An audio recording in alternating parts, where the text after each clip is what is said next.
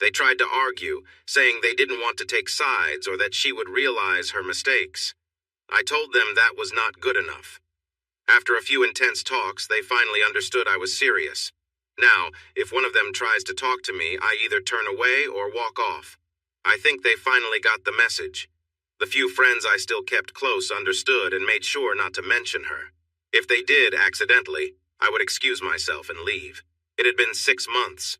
The paperwork was filed. My offer for a fair split was on the table and it was almost done.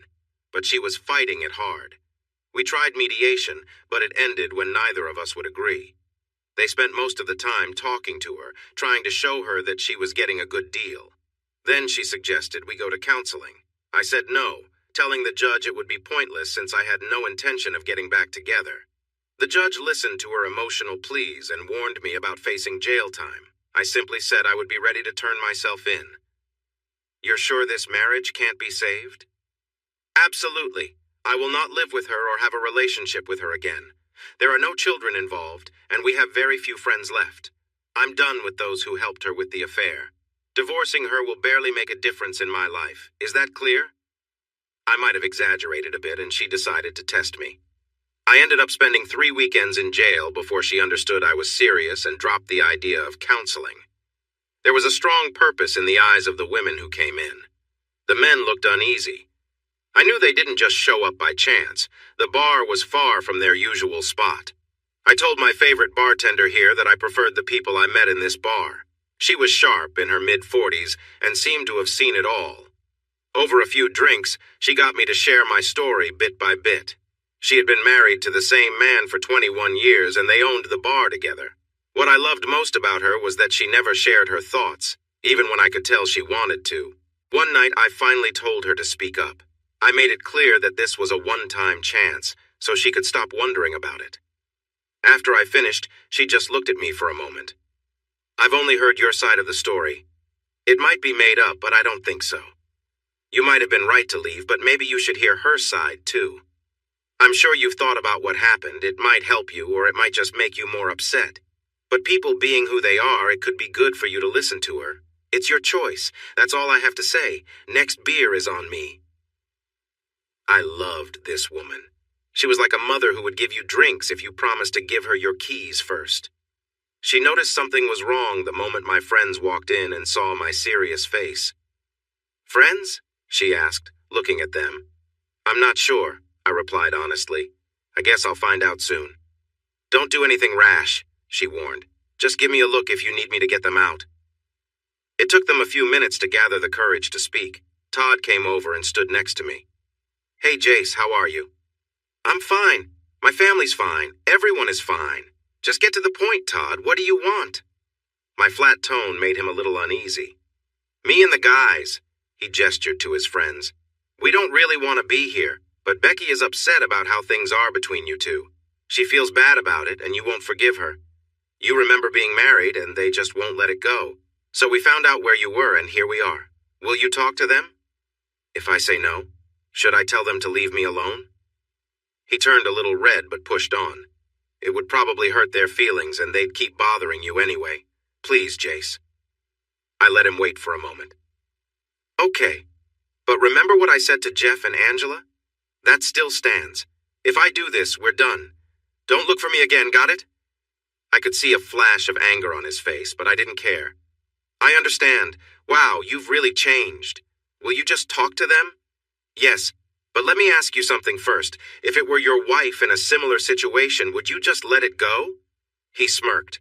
That won't happen. She loves me. Right. Becky said the same thing once. Still didn't stop her, did it? His expression changed as I continued.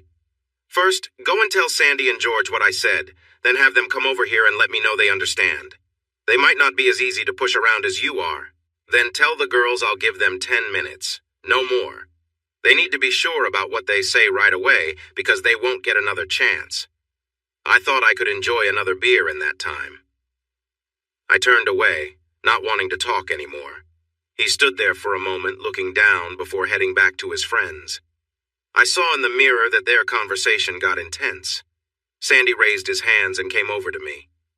I've always liked you, Jace. You don't deserve this. I feel a bit embarrassed by the whole situation and I'm done with it. I'm sorry for bothering you, but Tina is set in her ways. We're going to discuss this on the way home. I can't deal with her meddling anymore. I guess this is goodbye. He offered his hand. I shook it. Goodbye, Sandy. You're a good guy. If I ever come back, maybe I'll look you up, but not Tina. George never really liked me, so he didn't care. The women were watching me closely. I made them wait a bit before I took a deep breath and walked into their space. I sat down, and they began to talk. I raised my hand, took out my phone, and set a timer for 10 minutes. I could tell that annoyed them.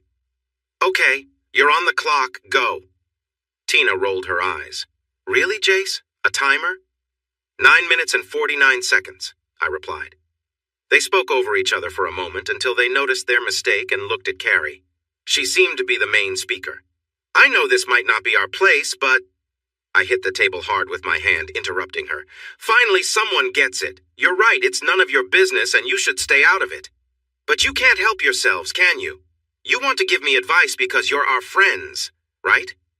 Where were you when she was with someone else? Where was your concern for me then? One word from any of you could have saved me a lot of pain, and we wouldn't even be here now. But when I think back, I don't remember any of our so-called friends speaking up. In fact, many of you helped her cover it up. Forget that. Forget this. Just forget it. Let me reset the timer. They all sat there shocked before Carrie broke the silence. She sounded frustrated. Jace, please, it was a mistake. She didn't mean for this to happen. We didn't know how to respond. She's upset. Her family barely talks to her anymore, and her job is at risk. She cried when she found out you saved her job. I think she's learned her lesson. It's time for you to let go of your pride and think about taking her back. I sighed. Time? I'm sorry. I didn't get the guide on how to handle this situation. I didn't realize there was a deadline for how long I could be hurt. So now it's all okay? Kiss and make up and we live happily ever after? Not at all. I would feel a lot better if you all would stop bringing her up all the time. Do you really think you know what is best for us? They looked a bit guilty, but they nodded yes. Do you all feel this way? I glanced around the table and everyone nodded again. They talked for a few more seconds, but I interrupted them. Hold on, let's take a break from this for a moment. Carrie, if you found out George was being unfaithful and all of us knew but didn't tell you, would that be okay? Would it be true that the person would be forgiven in time? Do you love him that much? She frowned, but said that eventually she would. And if the person he was with was someone you knew, maybe even a friend, could you forgive them too? She looked uncomfortable and everyone seemed a bit anxious. I'd like to think I would after some time if I believed they were really sorry. I smiled. Well, that's good, because Jan and George have been involved for about 8 months. Honestly, when I first heard rumors about you all, I didn't believe them. I intended to tell you what I heard, but other things came up that needed my attention. I thought it was better for you to find out on your own like I did. By the time I learned this, I didn't care about any of you. That's why I moved here. I thought I'd find better people, so save the speeches for yourself. I paused, catching my breath. The room was silent. Now let the healing begin so we can move on. Carrie, tell Jan that you forgive her. Jan, in 4 months, promise her that you won't be unfaithful again and everything will work out. That's probably in some sort of guide to moving past these things. I took a moment to breathe. Let's bring Todd and George over too and have a big talk. And Carrie, try not to criticize too much, or I might have to share an interesting story about you and a dancer from your last trip to Myrtle Beach. Did I mention that Becky has loose lips when she drinks? Tina, you and Sandy should think about making new friends. It seems this group has run its course. We can end our talk about me and Becky now, but it sounds like you all need to discuss things. So I'll be leaving. Let's not revisit this again. Goodbye. Was it a mean thing to do? Maybe, but I didn't feel bad about it. We all make mistakes. There was a big scene at the table with a lot of shouting and tears and a few hard words exchanged. Sandy took Tina to another table. He wasn't loud, but he was pointing at her, and she was really upset. Finally, Marge, the bartender, told them to either calm down or leave. They walked out, leaving just Tina and Sandy behind. Tina approached me hesitantly. I'm sorry, she said, looking down and not making eye contact. Then she mustered the courage to look up. "We thought you were the best among us. You seemed really happy together. I didn't believe it when you broke up. I thought once things cooled off, you'd talk and get back together. Everyone, especially Becky, was surprised by your reaction. You really are done with her, right?" "Yes, Tina, I am. But you and Sandy are really the best ones here. Learn from this. Be more careful in choosing your friends next time. Now go home. Care for each other. And remember what happened with me and Becky. You can never be sure how someone will respond to hurt. Maybe we'll meet again someday." Sandy apologized again and they left, holding hands. Marge watched them go. They seem like a nice couple. The others, though, I'm not so sure about. I think divorce courts might be busier soon in your hometown. I nodded in agreement, then handed her my keys and gave her $30 for a cab before switching to whiskey. I was just as surprised as they were by my reaction. I like to think I'm a decent guy. I still do. But you never know how someone will act when faced with stress and betrayal. My deep feelings for her only made the hurt worse. At first, I wasn't really interested in Becky. She was a bit too flirty and seemed unpredictable. We didn't date for the first 2 years I knew her. She was the best friend of my business partner's wife. Cindy was always trying to set us up.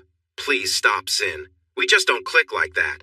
"That's not true. I know she likes you. You'd be good for her." One evening, a bit tipsy, I smiled and kissed her cheek. "But dear Sin, would she be good for me?" She dropped the subject for about 6 months. Then Alan, my partner, asked me for a favor. "Jace, I hate to ask this now, but Cindy, Becky, and her date are going to the theater tomorrow. The touring show of Mamma Mia. I know how much you love musicals, and Becky just had a big fight with her boyfriend. Can you come with us and keep her company?" I thought it over. "I don't think so, Al. I'm not sure I'd enjoy it if she's upset. And you're the one who picked the show. You've been talking about it for weeks. By the way, have you chosen which outfit to wear? It's after Labor Day, so leave the white shoes behind. Maybe go with the black ones. It might cheer Cindy up." We both laughed and got back to work. Later that evening, Cindy called me. "Please, Jace, she really needs someone right now. She could use the company of a nice man. But I don't want to be around an emotional woman. She'll be fine, I promise. Please." I sighed. "Okay, but only because I want to see the show. Just tell Alan you'll reward him if he's good. He'll get it." "You jerk. Now I have to buy some scented lotion on the way home. Cherry flavor if they have it."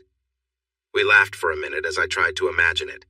Alan was tall while Cindy was shorter. "Seriously, thanks. If tonight gets boring, I might have to get back at you. Now let's get to work." We had dinner first. Becky was calm, but not annoying. I really looked at her for the first time. She was tall, slender, and had beautiful hair that curled at her shoulders. Her face was nice, with bright brown eyes and a smile that seemed to say, "I want to be close." Overall, she was very appealing. The issue was, she knew it and used it. I had seen her charm a guy before, and he was left hanging when she walked away. We enjoyed the show, and the girls sang along to their favorite song in the parking lot. I looked at Al and smiled. We joined in, and soon half the parking lot was singing together. Later, we went to a smaller club I suggested. I liked dance clubs sometimes, but I also enjoyed being able to think and talk. It was the weekend, and there was a small band playing. They played light, mostly slow melodies, and a few couples were dancing. Alan looked at Cindy, and she pulled him out to dance. "Would you like to?" was all I got out before a lovely woman took me to the dance floor. It was slow and soft, a comfortable experience. "Thank you," she said quietly. "For what?" I asked, surprised. "For showing me that nice guys still exist. Cindy said to behave, so I did. I know you weren't excited to come, but I'm glad you did." "Me too," I admitted, realizing I meant it. "Whether you know it or not, you are a fantastic woman, Becky. If you tone down the flirting and focus on someone genuine, I think you'll be really happy. I'm not criticizing, I'm just sharing my thoughts from watching you." She smiled. "Thanks, I think. Do you really believe I'm a nice woman?" I smiled back. "When you choose to be. And by the way, you've got a great figure. Have you noticed I'm usually a step or two behind you when we're together?" She blushed and playfully hit my arm. "Thanks again, I think." As the song ended, we walked back, chatting and smiling. Cindy was sitting there, wide-eyed. "What were you two talking about?" How Jace says I'm a good woman most of the time and how great I look. Alan nearly spit out his drink and Cindy laughed. I glanced over at him. What? Don't tell me you've never noticed? Cindy looked at him with suspicion. What about me, honey? He seemed unsure how to respond when I jumped in. You do look good, Cindy, but it's not the same. If it makes you feel better, you're really pretty in another way. Both women stared at me like I was silly for saying that. Alan laughed. Stop, Jace. Just back off a bit. Honey, you do look great, and you outshine Becky in some ways, but it's you I love, and that's what matters to me. Nice save, Alan, I thought, remembering how good he was at talking to people. Becky just smiled, turned, and playfully shook her hips. I wished I had a camera that night. Not to be outdone, Cindy playfully pulled my head down, nearly burying my face. We all laughed so much we were in tears, had another drink, and danced 3 more times. During the last dance, Becky was close, teasing until she could tell I was excited. Then she stepped back with a smile.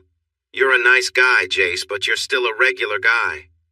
I got a sweet kiss and she made me promise to call her soon. I didn't call for 2 weeks. That Saturday, I got a sharp call from Cindy. You jerk. She called me that a lot, and I hoped it was a joke. She was starting to think there were nice guys out there, and then you don't call. Her feelings are really hurt. Cindy, I said calmly when she finally paused. What? What has Alan been up to for the last 2 weeks? You know he's been working late because of the Jameson account. Exactly, I replied softly. And what have I been doing all that time? Trying to distract Alan since you've been keeping him busy at work. Oh. Yeah. Oh. Suddenly she was apologizing. I'm sorry, Jace. I should have thought about her feelings. Well, call her and let her know. If she's interested, I'll call next Thursday. I will, I promise. I wasn't thinking clearly. I thought later about what I said next and how true it was. Relax, Cindy. She's your friend. Of course, you want to look out for her and help her be happy. I understand. I have to go now. She was still talking when I hung up. I did call Thursday and she sounded cheerful. We made a date. She wanted to go to a movie and then to what she called our club. I suggested adding dinner. We had a wonderful time. The movie was dull, one of those tear-jerkers that someone was making a lot of money from, but the dinner and dancing were fantastic. By the time we left the bar, she was leaning on me happily. I surprised her by not coming in when I dropped her off. She looked a bit disappointed until I explained. I'd love to spend more time with you, but Alan and I have work tomorrow. We're close to finishing a big project, and it's really important for us. Once it's done, things will be more stable for us, so we're putting everything into it. The word honey seemed to brighten her mood. She gave me a warm kiss, then another. I had to gently pull back, smiling. You're making it really hard to focus on work tomorrow, I laughed. If I mess up this account, you'll have to take care of me. She chuckled. You'll be fine, and if you thought those were good, just wait. I haven't even used my best moves yet. That wasn't your best? More laughter. No, that was a first date. I really like you, Kiss. Keep this up and you'll see the best soon. Now go conquer the business world. Call me soon. The next day, she and Cindy surprised us by bringing a homemade meal to the office. You need to eat, right? She said, breezing by me. They set up a beautiful spread on the conference table, and we enjoyed a meal that felt like a celebration. Afterward, they cleaned up and packed away the dishes. I found her playfully bouncing on the conference table. What are you doing? Just making sure it's sturdy. Don't want it collapsing if we ever put it to good use, she joked. Cindy laughed and joined in. Yep, it'll hold. Bye, honey. Becky got up. See you this weekend. We're planning a lake trip, grilling and swimming. You guys need some sun.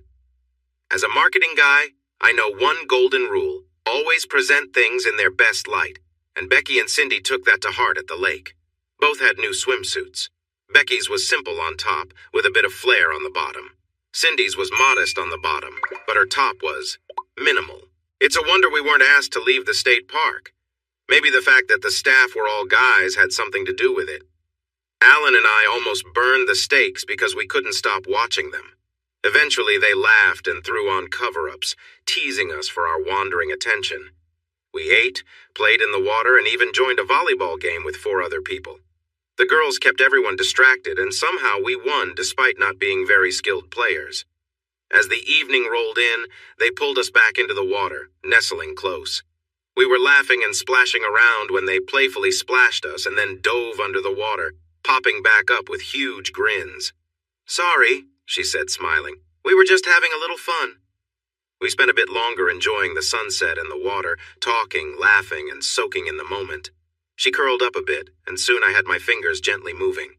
"Faster," she whispered. I picked up the pace, and soon she was making soft sounds and shaking. After a moment, she relaxed. When she calmed down, she reached into my suit and held me, making me feel overwhelmed. I glanced over at Cindy and Alan. She was completely bare, and her figure would occasionally show above the water as she moved. I couldn't see her hands either. "Could you grab my cover?" she asked. "Aren't you going to put your—" She placed her fingers on my lips to quiet me. "No, I plan to leave a mark on your seat on the way back. Want to complain?" "Not at all. I should get Cindy's cover, too. That's her top, right, out there beyond the safety line?" Cindy squeaked when she noticed it. Becky teased her, telling her she had to retrieve her cover while Alan just smiled. Finally, she tossed it to her. Cindy's looked much lighter than Becky's, and it was entertaining watching her emerge from the water. I heard a gasp and turned around. 3 teenage boys, carrying their things, stood frozen like they couldn't believe what they saw. Cindy grinned, stretched, pulling her figure into view, and asked Alan for a towel. Not to be outdone, Becky bent over to pick one up, giving it to her while showing a little of herself. "Good night, boys. Maybe we'll see you next week," they said as they walked to the car. We followed, enjoying the moment and laughing. That night will always stay in my memory.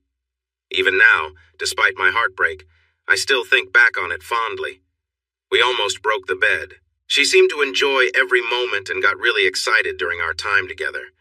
I still remember how close I felt to her. Our connection was strong and we spent a lot of time together. They would meet us for lunch a couple of times a week. One would bring it while the other went out. We discovered the conference table could handle everything, but the couch didn't fare as well. We had to replace it after Alan and Cindy had lunch there one day. We were planning on moving in together, but then we hit a bump in the road.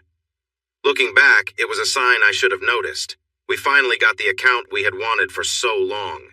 It meant many long hours until we could hire someone. I usually worked longer than Alan so he could spend more time with Cindy. Becky and I hadn't had a proper outing in 3 weeks. She was a lovely woman and was used to getting a lot of attention. This made her a bit difficult to deal with. She had been upset during our last 2 phone calls, even after I apologized. One Saturday at 5, I thought to call her and suggest spending some time together. When I reached out, she wasn't home. I called Cindy, who told me she thought Becky was out with her work friends. Cindy then scolded me for not paying enough attention to her. I wasn't in a good mood. "Okay then," I said. "Tell Alan he's going to work the same hours I do starting next week. Does that sound good?" Cindy tried to take back her words as I hung up. About 40 minutes later, Becky called me. "Where are you?" she asked. "I couldn't reach you, so I went back to work. Enjoy your night out. I'll call you tomorrow." She continued talking as I hung up. My mood was ruined and I wanted some time alone. I went back to work but decided to grab a bite to eat. There was a little diner nearby that sold delicious hot dogs, so I stopped in and had 2 loaded with toppings and a big order of homemade onion rings. After all, I didn't plan on going out with anyone that night, right? I picked up a couple of breath mints on my way out. As I started home, I remembered a club Cindy had mentioned. It was similar to one we both liked, but had more of a jazz vibe. She thought it would be a nice change. They might be there. If not, I could check it out for myself. The place was nice, with soft lighting and dark wood. It had a pub-style kitchen and a good bar. There was a small band playing, and although jazz wasn't my favorite, they were quite good. I thought Becky would enjoy it when I suddenly heard her laugh. It brightened my day. This was where she had gone with her girlfriends, and it seemed she was doing what I was checking it out. As I moved into the lounge area, I saw her with a guy I didn't recognize heading towards the dance floor. That didn't bother me. We both sometimes danced with others. I looked around for single women but didn't see any. Weird. I decided to stay back and observe. I took a small table off to the side and watched. There wasn't anyone else at the table. They danced 3 more times, with the last dance showing a little too much affection for my comfort. The kiss at the end and the one at the table made it clear. I hadn't asked her to be exclusive, but I expected her to be open with me if she was seeing someone else. I couldn't deny it hurt. It truly did. I took it as a life lesson and began to leave, but then I remembered her saying she was out with the girls. I asked the waitress to take a round of drinks to my friends in 5 minutes and gave her a $20 tip. She seemed to know her job well. "Is everything okay?" she asked. I reassured her, saying I had to leave and that these were my friends. I felt bad for not talking to them earlier. The drinks were my way of saying sorry. She seemed to understand. After a minute, I called her. The band was on break and I could hear the phone ring where she was sitting. She checked her phone, said something to her friend, and answered, "Hi, honey. Did you change your mind?" She sounded genuine. "No, I'm tired. I'm heading to bed. Please say hi to the girls for me. Where are you? It seems quiet there." "The band is on break and the girls stepped out for a moment. I'm just watching the drinks." Just then, the waitress came with their drinks. I stepped out of the shadows. "The fedora looks nice, doesn't it? Tell your friend not to go to the restroom dressed like that. People might take it the wrong way." She looked surprised but didn't say anything as I left. I settled in the dark parking lot across the street and watched her rush out, looking around. Her date came out and said something, but she went away from him. My phone rang, but I ignored it. I didn't feel like talking.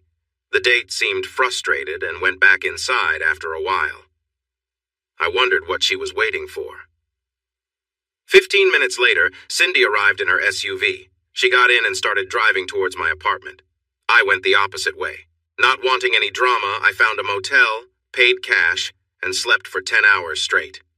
When I got home, the parking lot was empty. I took a shower, changed, and went out again.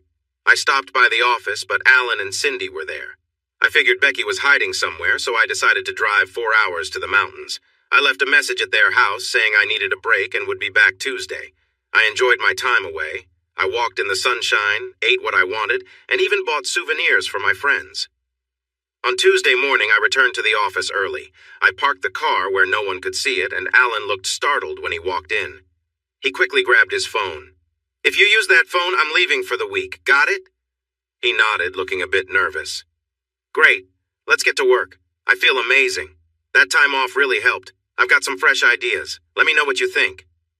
We worked hard until lunchtime. He seemed excited about the new plans. Before I left for lunch, I told him I would be back in an hour. Usually, I ate at my desk and kept working. He returned just 20 minutes before I did. Cindy arrived 20 minutes later. She took a deep breath and I raised my hand. "I'll speak first, if that's okay. Becky doesn't owe me anything but honesty. We never discussed being exclusive. I would have hated it, but I would have understood if she wanted to see other people. But she didn't tell me. Instead, she lied about who she was with and where she was. That says a lot to me." She started to speak, but I held up my hand again. "I'm not finished yet. Tell her not to reach out to me. I'll call her sometime this week. One more thing, did you know she was on a date? And then lied to me about it? If I find out you knew, it would really change our friendship. If I can't trust you, then you're not a friend. Do you get that?" She looked a bit pale, and Alan seemed uneasy. Then she didn't tell the truth. "I didn't know, or I would have stopped her. I'm upset with her too, Jace. I thought she was finally growing up. I'm disappointed just like you are. I gave her a piece of my mind about it." "When?" I asked. "What do you mean, when?" "When did you give her a piece of your mind?" "That night. She called me from the club, upset. We spent half the night looking for you. Finally, we went to my place and rested for a few hours. You showed up and left while we were asleep. Can I at least call her and let her know you're back and we'll talk to her?" I sighed. Maybe she was telling the truth after all. "Yes, please call her. Now, if you want to keep that house and that car you drive, you need to let us get back to work." At 6 o'clock, I told Alan I was leaving for the day. "You're joking, right? There's still so much to do." "It will still be here tomorrow when we return. No more working myself to the bone, at least for a while."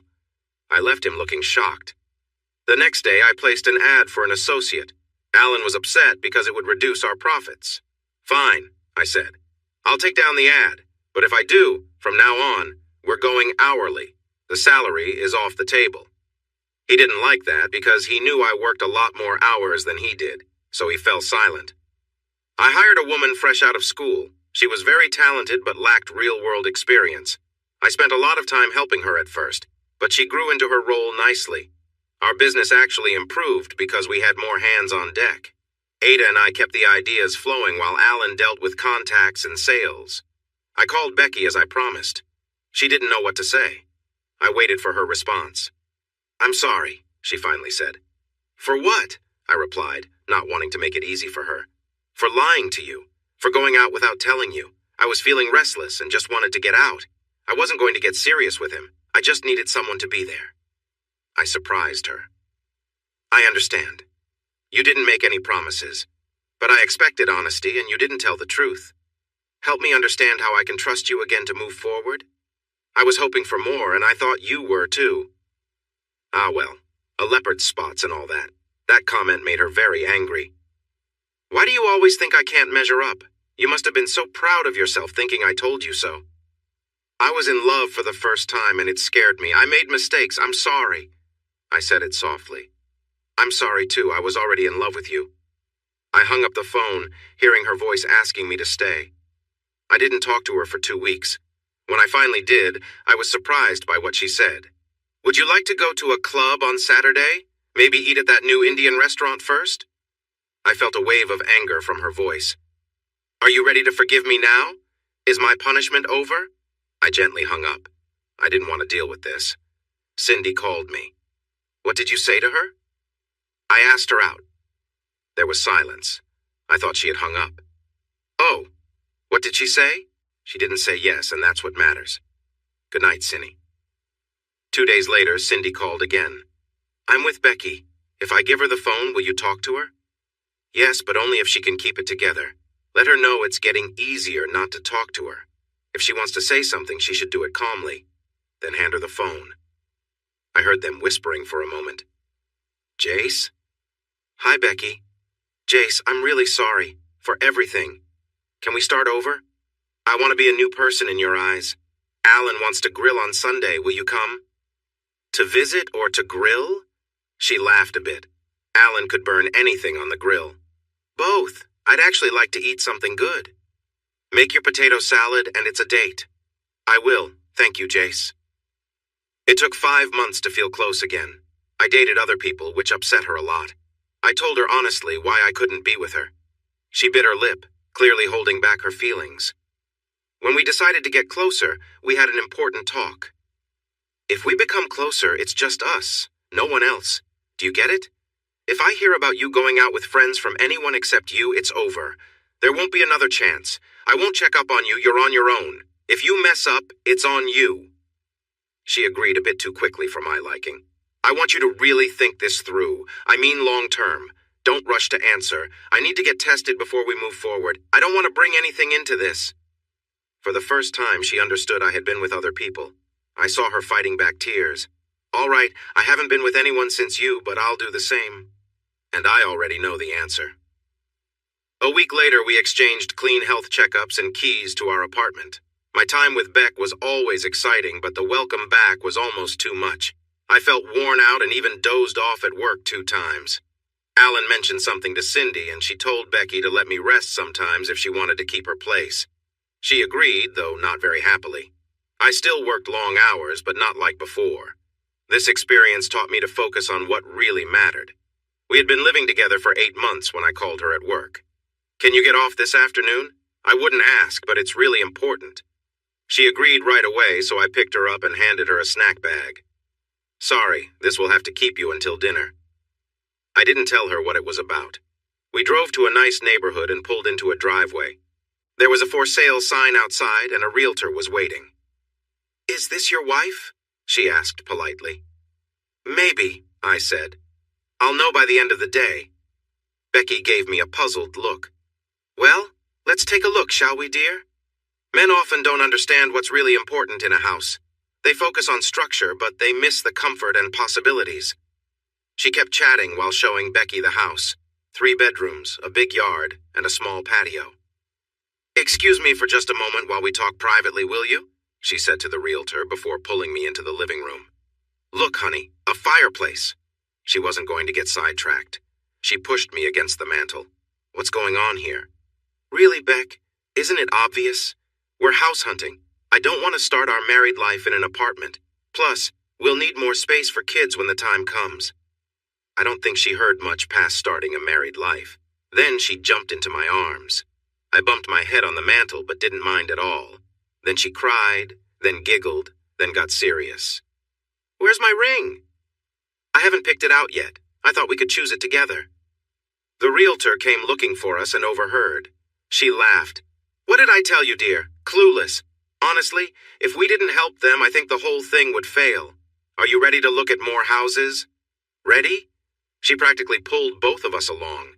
I just sat back while they discussed locations, schools, and shopping. I stopped paying attention after a few minutes. We checked out 4 more houses before going back to our car. She wanted to see that last one again. In the living room, she looked at the mantel, smiled, and said, "This one." It took a week to complete all the paperwork. Our business was doing well. We had hired another team member, and Alan was training a new salesperson. With the large down payment I could make, we were able to move in less than a month. Of course, we didn't bring any of our old furniture. I let her go until she reached the patio and garage. "Mine," I said playfully. She laughed and agreed. I spent some money to set up an outdoor kitchen and living space. I even had a clay oven built. I loved it. We ended up cooking outside for 10 months each year and occasionally the other 2 months. Cindy felt a bit jealous, and before we knew it, new neighbors moved in just a block away. It made it easier to share rides to work. They walked back and forth so often that there was a path in the sidewalk. Things went well for 3 years. Cindy couldn't have kids, so they decided to adopt. After a long and tough journey, they were finally blessed with twin girls who were 18 months old. We hosted a small celebration that turned into an emotional time as we learned what it was like to care for 2 energetic toddlers.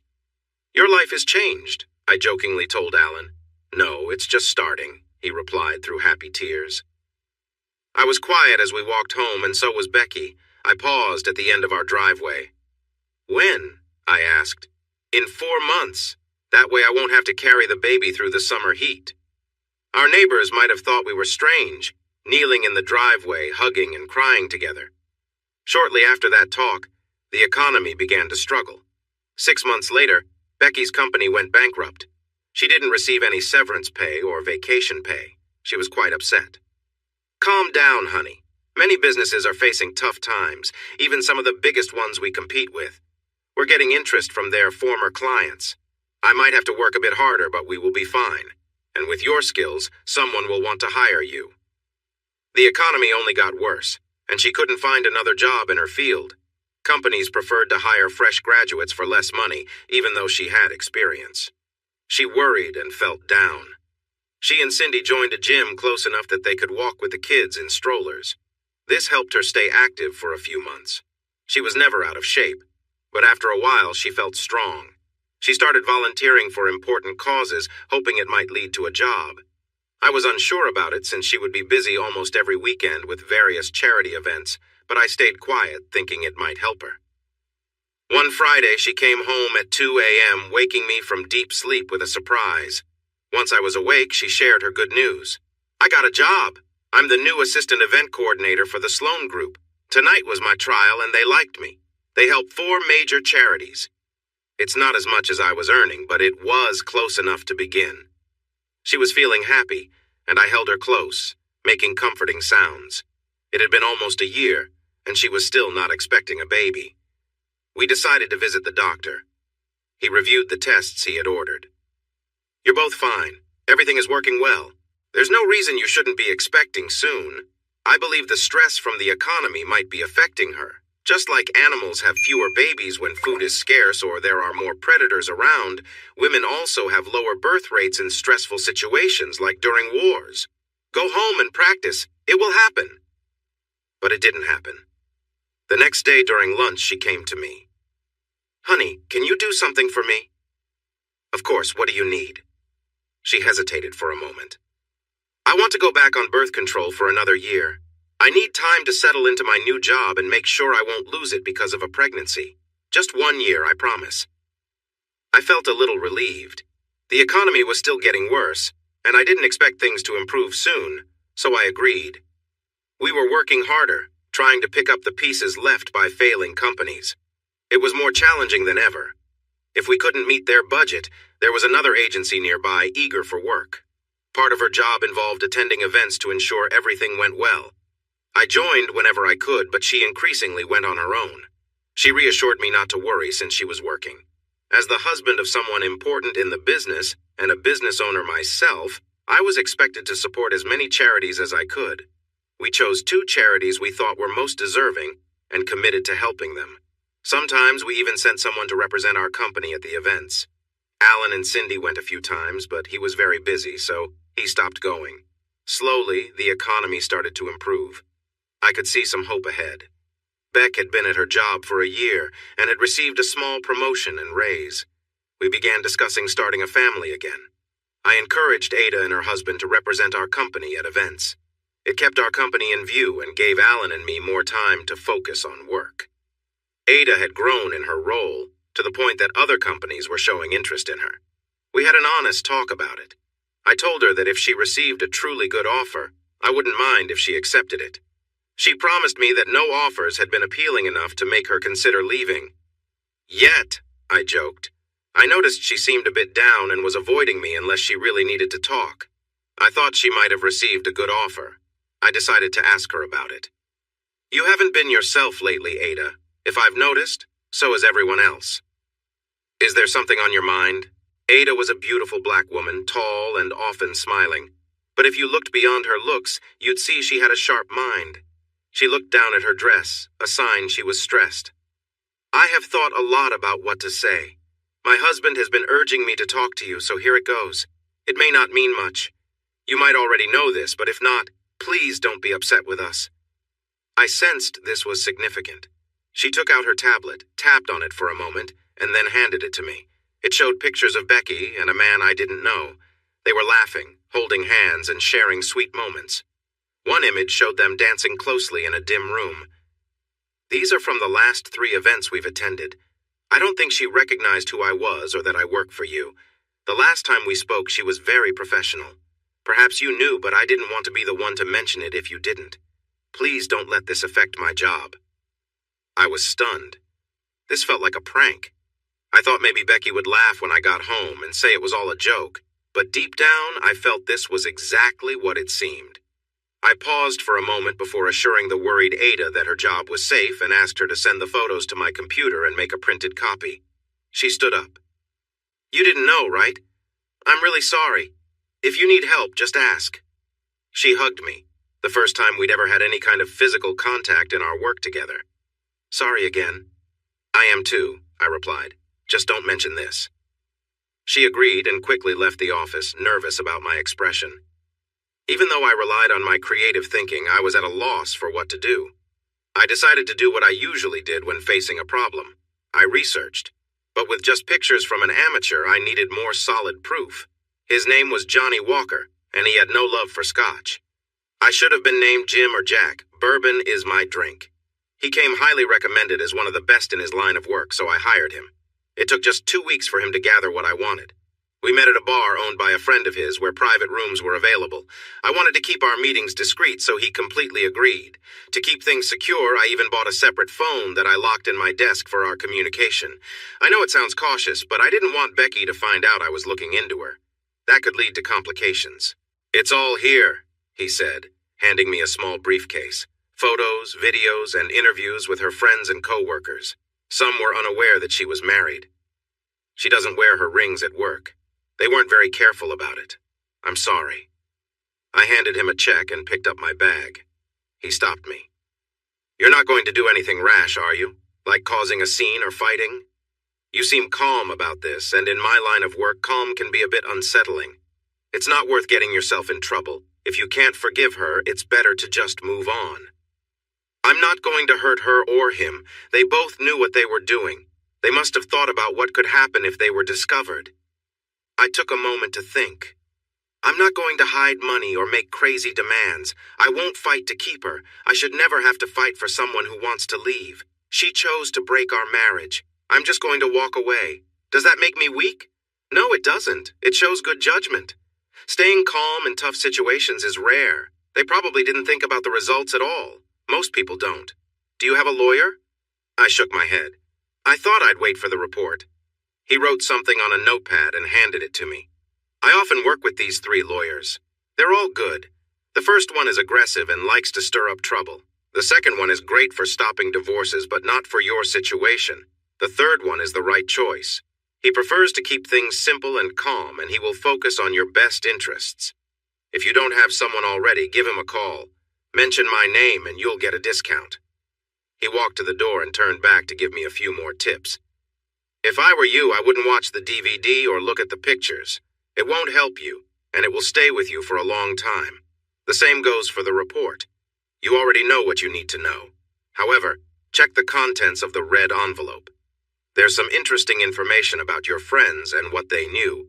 And as you requested, we won't turn off the phone tap for another 2 weeks. Again, I advise against listening to it. Call if you need anything else. I took the bag to my office, took out the red envelope, and locked everything away in my file cabinet. I decided to follow his advice for now. I called the third lawyer on the list and arranged a meeting.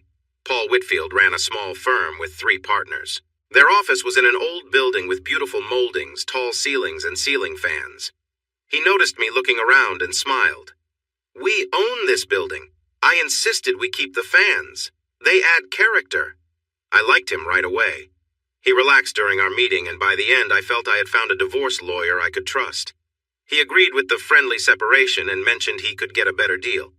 This was not an easy place for such matters, but it should help everyone if she didn't resist. Do you think she will? I honestly have no idea what she is thinking or doing. When can we file? Thursday or Friday, whichever you prefer. I considered my options. Can we do it on Saturday evening? He raised an eyebrow. This won't lead to anything messy, will it? I smiled for the first time. Maybe. Let's wait until Monday to serve her. She should be home by 7. Not at her workplace? No. Let her keep some dignity. Plus, if she loses her job, wouldn't I have to help her? Smart choice, he said with a smile, shaking my hand before switching back to business mode. Call me if you remember anything else you want to discuss. I appreciate your trust, even if it is upsetting. I'll call you just before she is served, if you'd like. I got organized. I looked around and found a nice 2-bedroom house in a nearby town. I considered an apartment, but I preferred houses.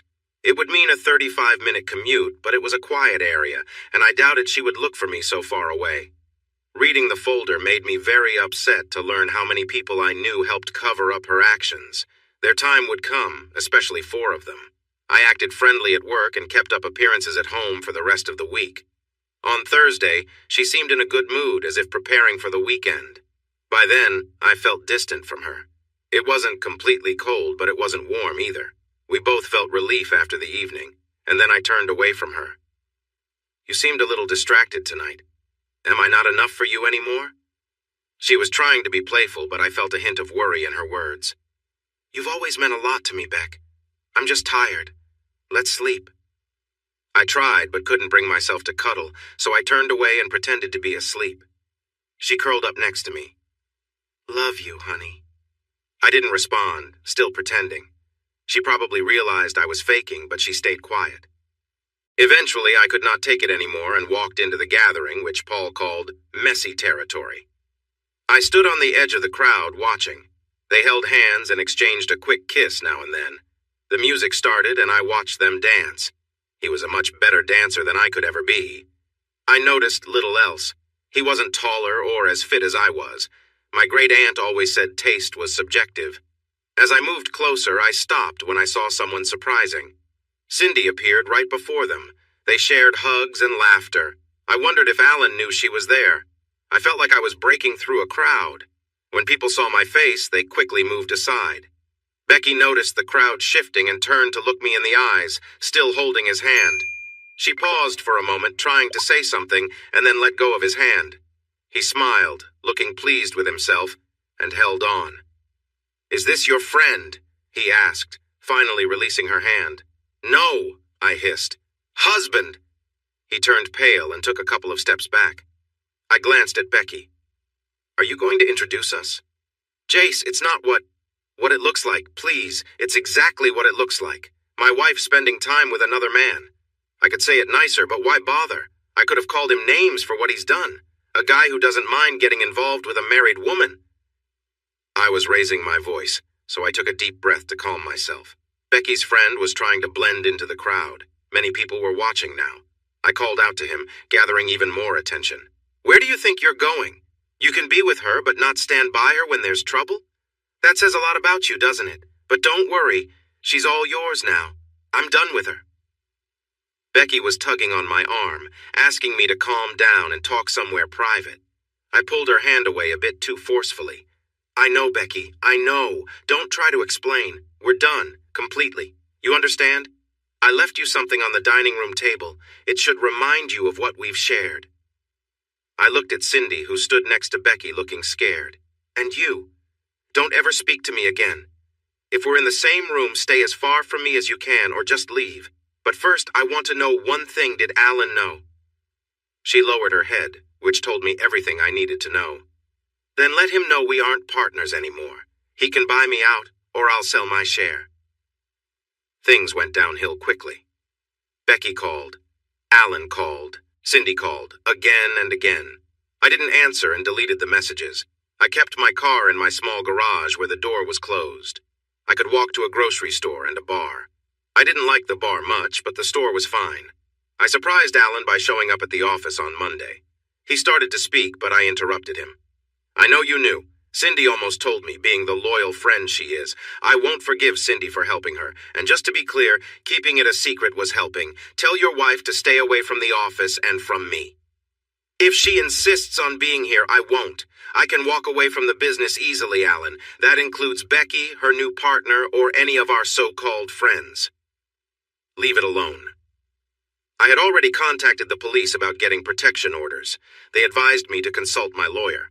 By 9, Becky and Cindy were banging on my office door. I called Alan. If you want to keep your business, you need to make them leave. Now. If you don't, I will leave and I won't return. I could hear part of the argument through the door. Becky was refusing to go and Cindy was backing her up. Alan was trying to explain. Please, girls, I'm begging you. This is his workplace too, and he has the right to run it how he wants. If you keep pushing, he could file for a restraining order, and that won't be good. He's upset and told me he plans to sell his share of the business. If I don't buy it, he'll sell it to someone else. We can't afford that, Cindy. Not now. We're finally starting to succeed. He's the creative force behind the business, and I just sell what he creates. This would ruin us, Cindy. Think of the children. Then I heard more murmuring and finally silence. He called again. They've left. You can come out of the office now. I think I'll stay in here. It's nice and quiet. You should go back to work and figure things out. And could you ask Ada to come in, please? He started to plead again, but I hung up. It's been an interesting few days. Want to hear about it? She said, sitting down. My curiosity was piqued, so I nodded. I was there, but you had forgotten, hadn't you? I was shocked when I saw you. Mac and I were trying to catch up to you, but you were too quick. Mac said he saw anger on your face. I know you scared a lot of people. After your speech and when you left, things got chaotic for a bit. Becky tried to follow you, but Cindy and the guy stopped her. I was nearby and heard Cindy tell her to give you some time to calm down. She was upset, saying if she didn't talk to you then, she wouldn't get another chance. By the time she got free, you were gone. Many customers left after the scene. I doubt the donations that night met expectations. She paused and looked at me. Do you know his name? Yes, and I know his age, where he lives, what kind of car he drives, his background, and everything else a good private investigator would find. She shivered a little. You're not going to be mean, are you? Yes, I said, and she looked worried. I'll ignore him. Every time he turns a corner or hears a noise behind him, he'll think it's me. He'll be anxious for a while. Eventually, he'll realize I'm not interested in him at all, and that will be the worst insult I could give him. What about your wife? They almost had to carry her out of there. I think she was starting to see how tough things were going to be. I don't have a wife, I said, keeping a straight face. Then I smiled to make her feel better. But if something happens and you end up single, I'll be like a politician ready for a deal. Not all white guys are bad. She smiled back.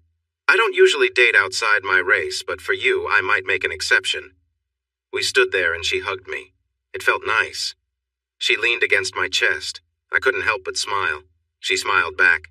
I'm going to stop on the way home and buy an average-sized toy. I'll name it Jace for future fun." We laughed, hugged again, and finished working the rest of the afternoon. When I got outside, I found 2 envelopes on my bike seat, one from Cindy and one from Beck. I knew Alan was watching as I dropped them on the ground and walked away.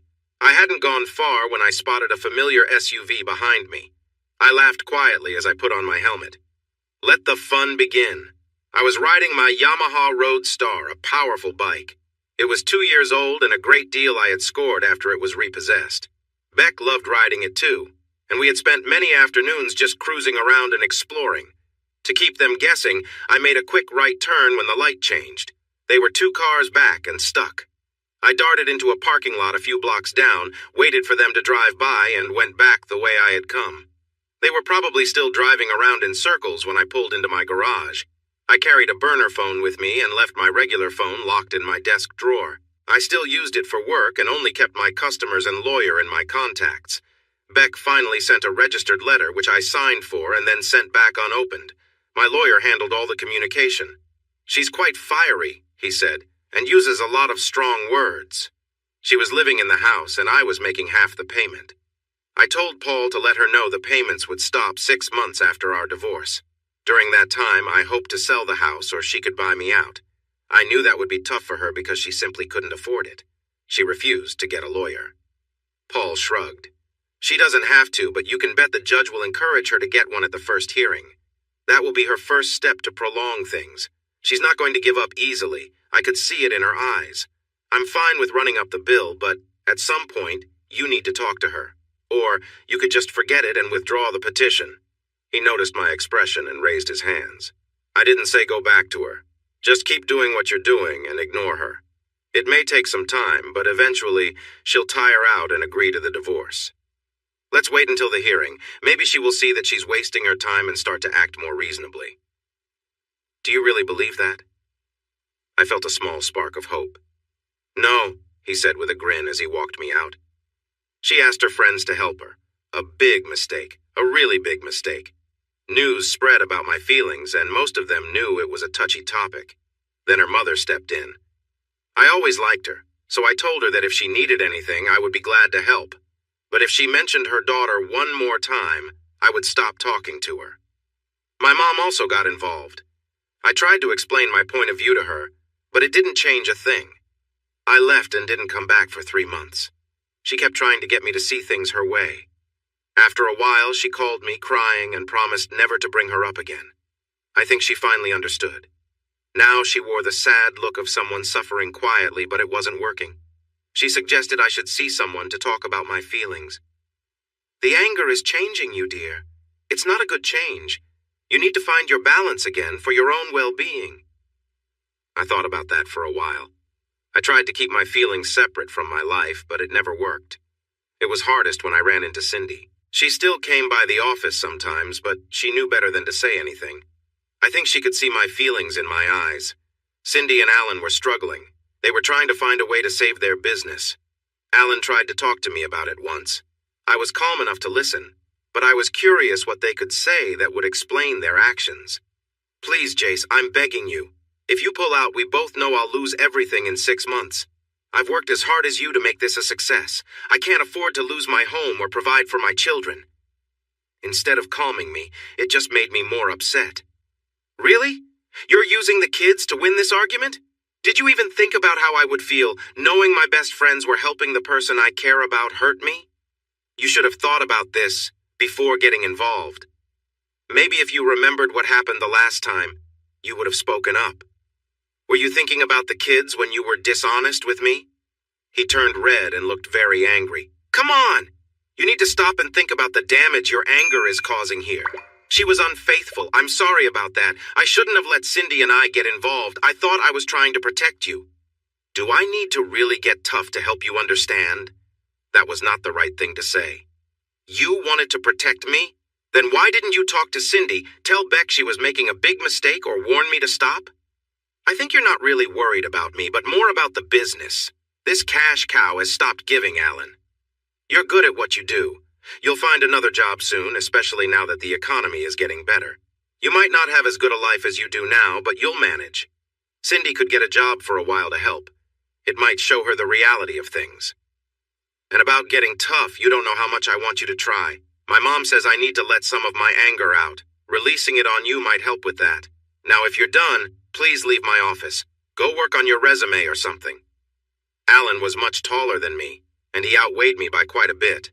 But the one thing he didn't have was my anger. He grabbed me and turned me around, ready to say more, but I didn't let him. I swung without hesitation. I gave it all I had, putting all my pain and frustration into one punch. It landed right on his forehead. He fell down like a building collapsing. I stood above him, rubbing my knuckles. I think we're finished here. You can let yourself out and don't come back to this office unless I ask you to. The door was open, and Ben, our new salesman, was standing there with his mouth open. I think I'll work from home for the rest of the day. Can you help him up? It was 2 days before I returned. He had a concussion and looked like he had been in a fight with 2 black eyes. After that, we only communicated by email. The punch shocked me. My mom was right. I needed to talk to someone. Kathy Grimes was one of the best therapists I could find. It took 2 weeks for her to have an opening for me. She was about my age, very professional, and had a warm, friendly style. From the pictures on her wall, she seemed happily married with 2 kids who looked around 10 years old. Nice kids, I said, looking at the pictures. She smiled. Thanks. Do you have any? No, I sighed. I don't think that will ever be my path.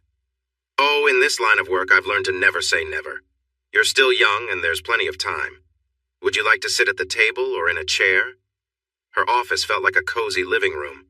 There was a plain wooden table in one corner, like ones you'd find in kitchens all over.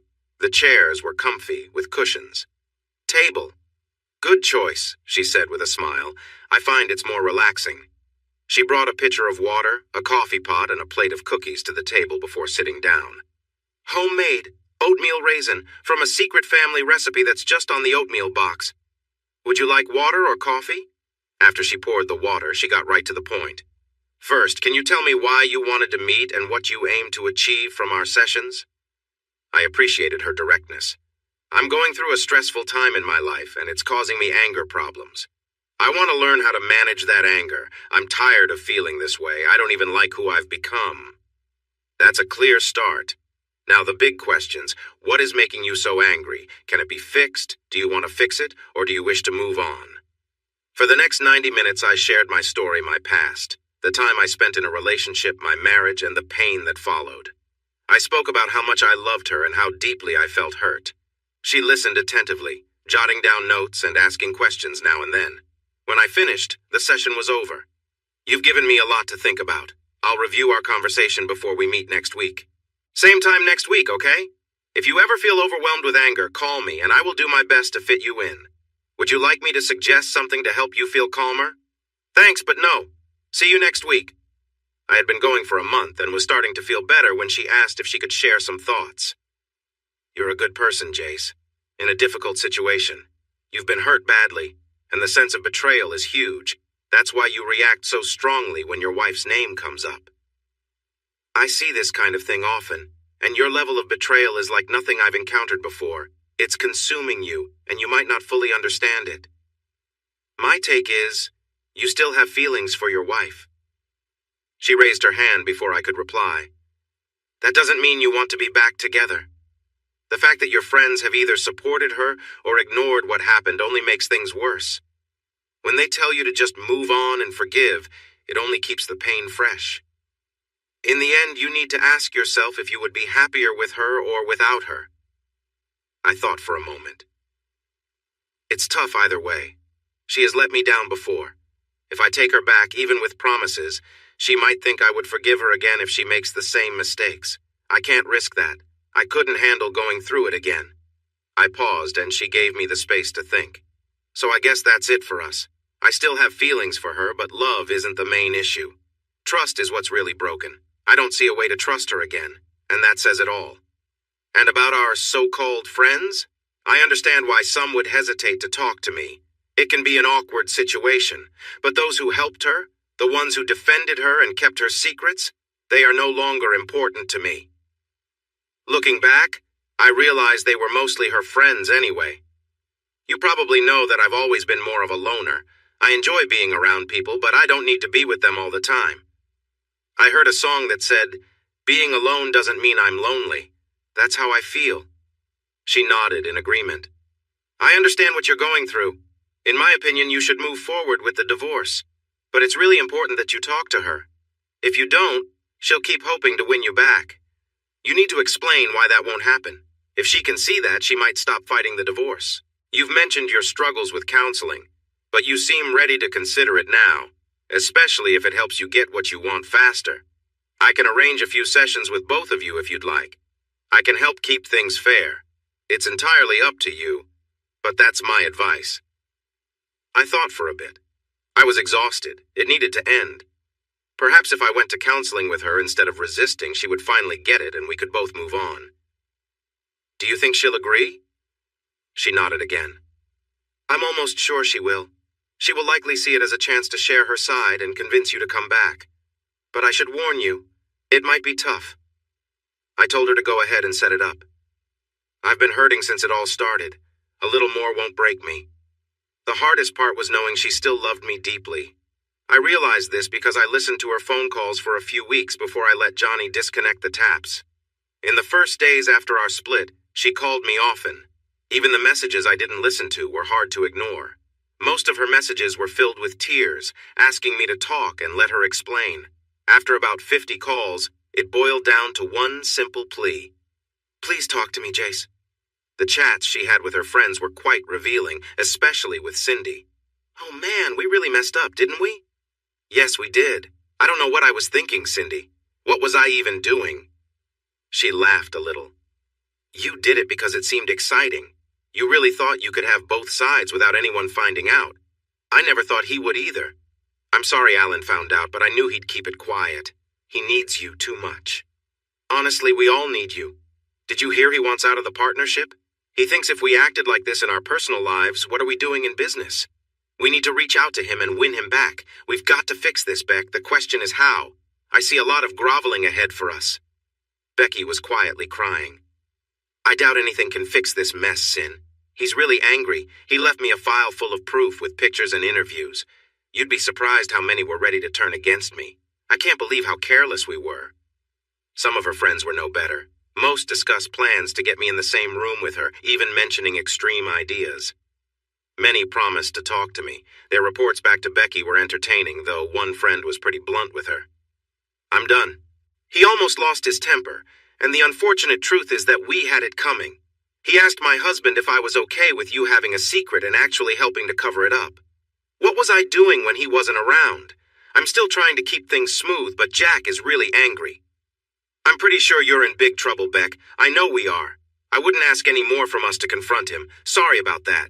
The guy actually called her 3 times. She hung up on him the first time, but the next 2 calls, just before I turned off the water, were very revealing. Don't hang up, Becky. We're in serious trouble here. We need to talk. Our jobs are on the line. You think I care about the job, Greg? The worst decision I ever made was working for you.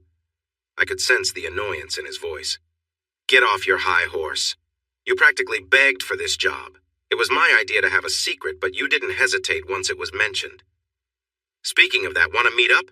He's not coming back and you know it. The look in his eyes that night scared me. We could comfort each other, and he'd never know. She burst out. That's what we thought the first time, remember? How did that go? And if he's angry now, what do you think he'd do if he found out? No means no, Greg, not again. Calm down. It was just a suggestion. I have to face the board next week. Word about our little mistake has reached them. You'll probably get a call, too. We need to figure out how to handle this. She actually laughed. Handle this? If they ask, I'm going to tell them the truth. We had a secret. We both share the blame. I will tell them it's over, and I'll never do it again if they let me stay. I really doubt they will. He tried again. They'll let me go, Becky, whether they do it to you or not. This is the only kind of work I have ever done. If I get fired and people find out why, I might never work in this field again. She lowered her tone a bit. I'm not going to throw you under the bus. We both messed up. But I have to tell the truth. If I don't and Jace finds out, I will really be in trouble. I actually care about you, Greg. But you aren't worth my marriage. Well, she seemed genuine. I called their direct boss and set up a meeting. He came with his lawyer, clearly worried I would sue them. That kind of attention in this economy would hurt their fundraising efforts. I also knew they had a very strict code of conduct, which was essential for their company. They could lose contracts and struggle to attract new charities. Until now, they had a very good record. I played the recording for them. Before you speak, I need to tell you that this tape was obtained legally. If needed, I will make it part of the public record in my divorce. I let them squirm for a moment before I shared my terms. I will not take legal action for certain considerations. First, my wife will never know about this meeting. Second, talk to her, give her a warning, change her position, do whatever you think is best, but please do not fire her. I need her to keep her job during the divorce. Deal with the other person how you see fit, but I think this isn't the first time something like this has happened. What if it had been someone important or their family? In my view, he seems like trouble waiting to happen. That's just my opinion. You can handle it however you choose. Agreed? Good. Of course, we can't draw up a report about this, but I have recorded our conversation. I took out the recorder and handed over the tape. I didn't mention that I had another recorder still running. If I give you any trouble, you can play this tape. And one more thing. There is a volunteer, Cindy Waller. She helped my wife and kept things quiet for her. It might be better if she is no longer part of your team. They nodded in agreement, like bobbleheads. She got moved to a lower position and put on probation, but she kept her job. Cindy was upset when they told her it might be better for her to find another place to volunteer, but she understood. I feel like Jace is behind this, she complained to Becky. What if he is? So what? I think Alan would agree if he were honest. You are judged by who you spend time with, Sin, and right now, I'm not in a good place. They allowed Greg to resign without giving him a letter of recommendation. I have no idea where he went, but he called Becky to say goodbye. They let me go. It was polite, but I'm out, with no good word from them. I guess this is goodbye. She sounded sympathetic. I'm sorry, Greg, but we brought this on ourselves. At least you aren't married. There was a brief silence. Actually, Beck, I am. My wife is serving in a difficult place right now. She'll be back home in 3 months. You shouldn't have done that to her. At least Jace is safe at home. I know. I messed up. I was lonely and you were there. I feel bad about everything. You aren't going to tell her, are you? No. I have no way to reach her, but even if I could, she doesn't deserve what I'm feeling. Love her when she returns and don't make this mistake again. I promise. I'm really sorry for how everything turned out. I hope you can move on. You're an amazing woman, Becky. Goodbye. She cried into the phone for a moment before hanging up. I thought about reaching out to his wife, but ultimately decided against it. She probably needed to know, but knowing his nature, she would find out the truth soon enough. Kathy got in touch with Becky, and she was eager to chat with me. Following Kathy's advice, Becky went to 3 sessions by herself first. I think Kathy was trying to prepare her, but she was too stubborn to acknowledge it. Finally, the big night came, the first session. I figured she might try to confront me, so I arrived 30 minutes early. Becky was surprised when Kathy brought her from the waiting room to find me already there. Jace! She exclaimed, reaching out to hug me. Kathy stood between us. Becky, for this to work, you need to give him space. He's made it clear he doesn't want any physical contact. If you don't follow what I've said, he might leave, and he may not return. Do you understand? Becky took a moment, but then she composed herself and sat at the table. Becky, listen. I know you have things to say, and so does Jace. Just remember to stay calm, be clear, and avoid overreacting. Would you like to go first? She nodded, and we waited. First, I need to say I'm sorry, Jace. I know what I did was wrong, and you have every right to be upset. I have no excuse, and I'm not even sure why I acted that way. Was it worth all the pain I caused? Absolutely not. I won't be foolish again. But Kathy has told me that being sorry doesn't change anything if you can't forgive me. I messed up and hurt our marriage. Now I need to show you I deserve another chance. Will you promise to talk to me? If after these meetings you still can't forgive me, I'll go quietly and won't fight the divorce. I looked at her and then at Kathy. I could sense Kathy's influence in all this. Maybe the individual sessions had really helped. I spoke, noticing that she was waiting for my response. I know that was hard for you, Becky. I've been thinking about it a lot over these last few days. We've known 5 couples who have gone through similar issues, and they tried counseling to save their marriages. Only one couple made it, Gary and Sherry. But even now, they don't show affection in public like they used to. It's been 2 years, and things are still not the same. Could you live like that? Always wondering if I'd be watching you if you needed to go out? Checking everything you said? I couldn't do that. She winced at my words but kept a determined expression. If I could hold you every night, I could manage. I would do everything to show you I have changed, and I want to win your trust back. I raised my hands in frustration. Trust? How would you earn that back? You went out with others when we were dating and didn't tell me. I should have seen that coming. Now, after all this time together, thinking about a family and our future, you've done it again. Did you feel lonely again? Were you bored while I was busy trying to build a better future for us? Finally, I felt some of the weight lift off me. Becky looked shocked at my words. Kathy spoke up. Our time is up. I need you to do some homework for me before our next meeting. Becky, I want you to think about what Jace said. Tell him how you plan to earn his trust. Jace, I need you to think about this too. Can you move past your anger and try to rebuild your relationship with Becky? Please be honest. That's all until next week. Jace, could I speak with you for a moment before you go? Good night, Becky. We watched as she got into her car and sat there for a while before driving away. Kathy turned to me. You're really not taking her back, are you? No, I said, feeling down. She sighed. I figured as much. We need to change the focus of our sessions. We have to help her understand and accept things slowly. If you still care for her, be gentle when you tell her. Gentle didn't work. Kathy and I tried, but she just wouldn't let go. I tried every approach I could think of, including some ideas from Kathy, but nothing seemed to make a difference. Eventually, I decided to end it. You broke an important promise, Beck. It seemed so easy for you. I know you regret what happened, but I feel you don't fully grasp its seriousness. While I see it as a life-changing event, you seem to view it as just a mistake, like spending too much money or damaging a car.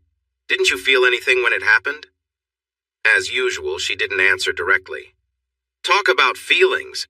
You seem so cold. Give me one more chance, please. How can you sit there without feeling anything while I'm hurting? You still don't understand, do you? There's a lot going on inside me. It's our emotions that make us human. All animals have thoughts, but only humans truly feel love, hate, and desire. I've just learned to control my feelings better.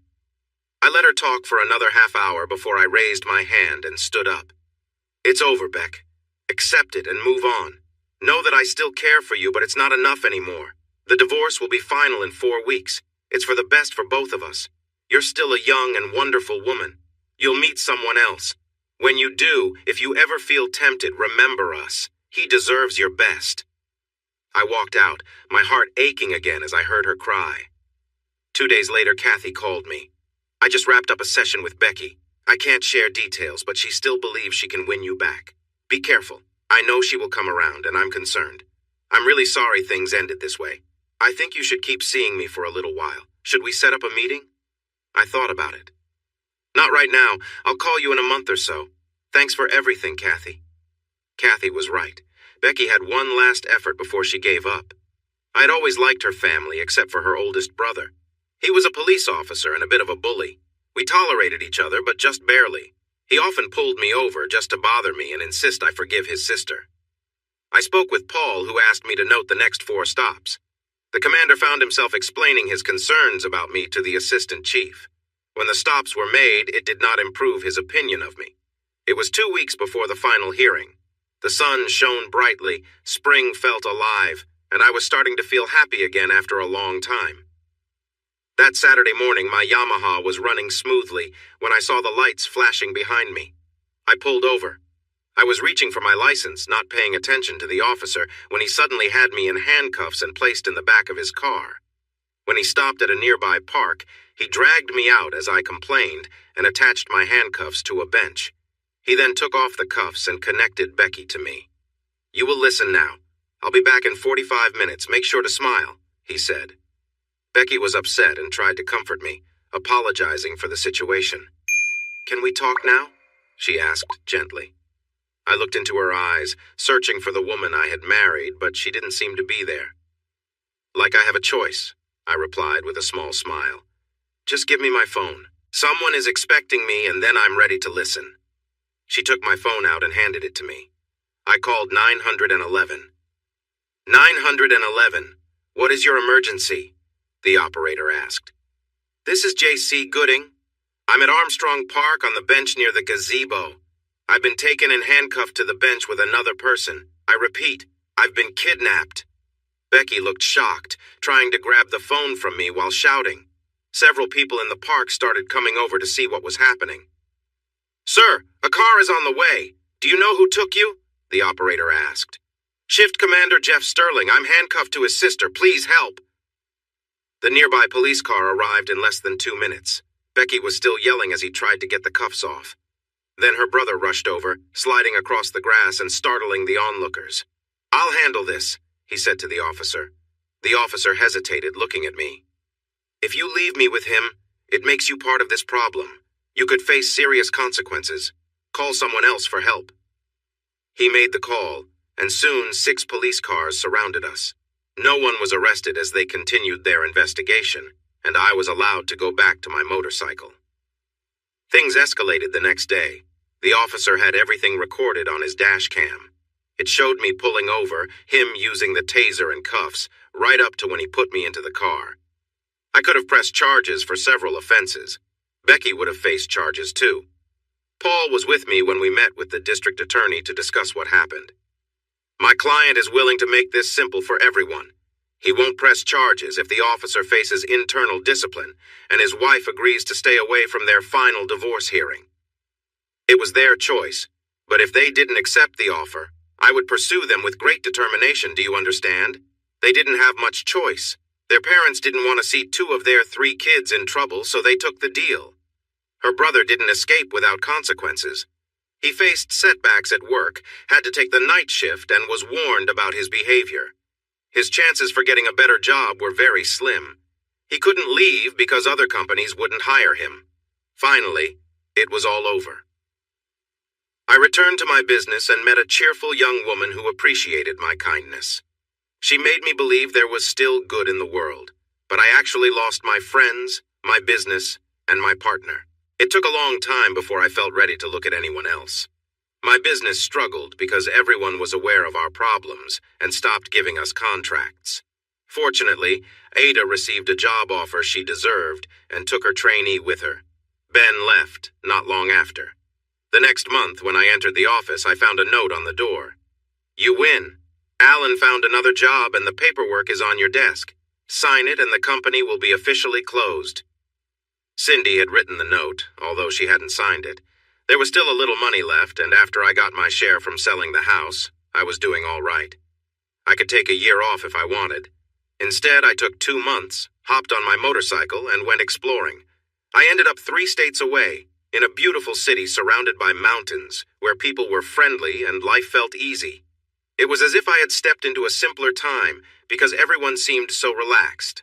I stayed there for 3 days, visiting attractions and gathering information.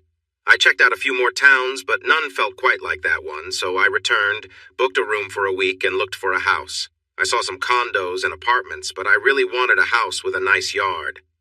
I found what I was looking for on my 3rd visit, a small cottage with 2 bedrooms, a large yard, and a stream at the back. It was quite a distance from the closest neighbor. I signed a lease for a year with the option to buy. Next, I searched for a job and found one at a small company that worked with growing businesses.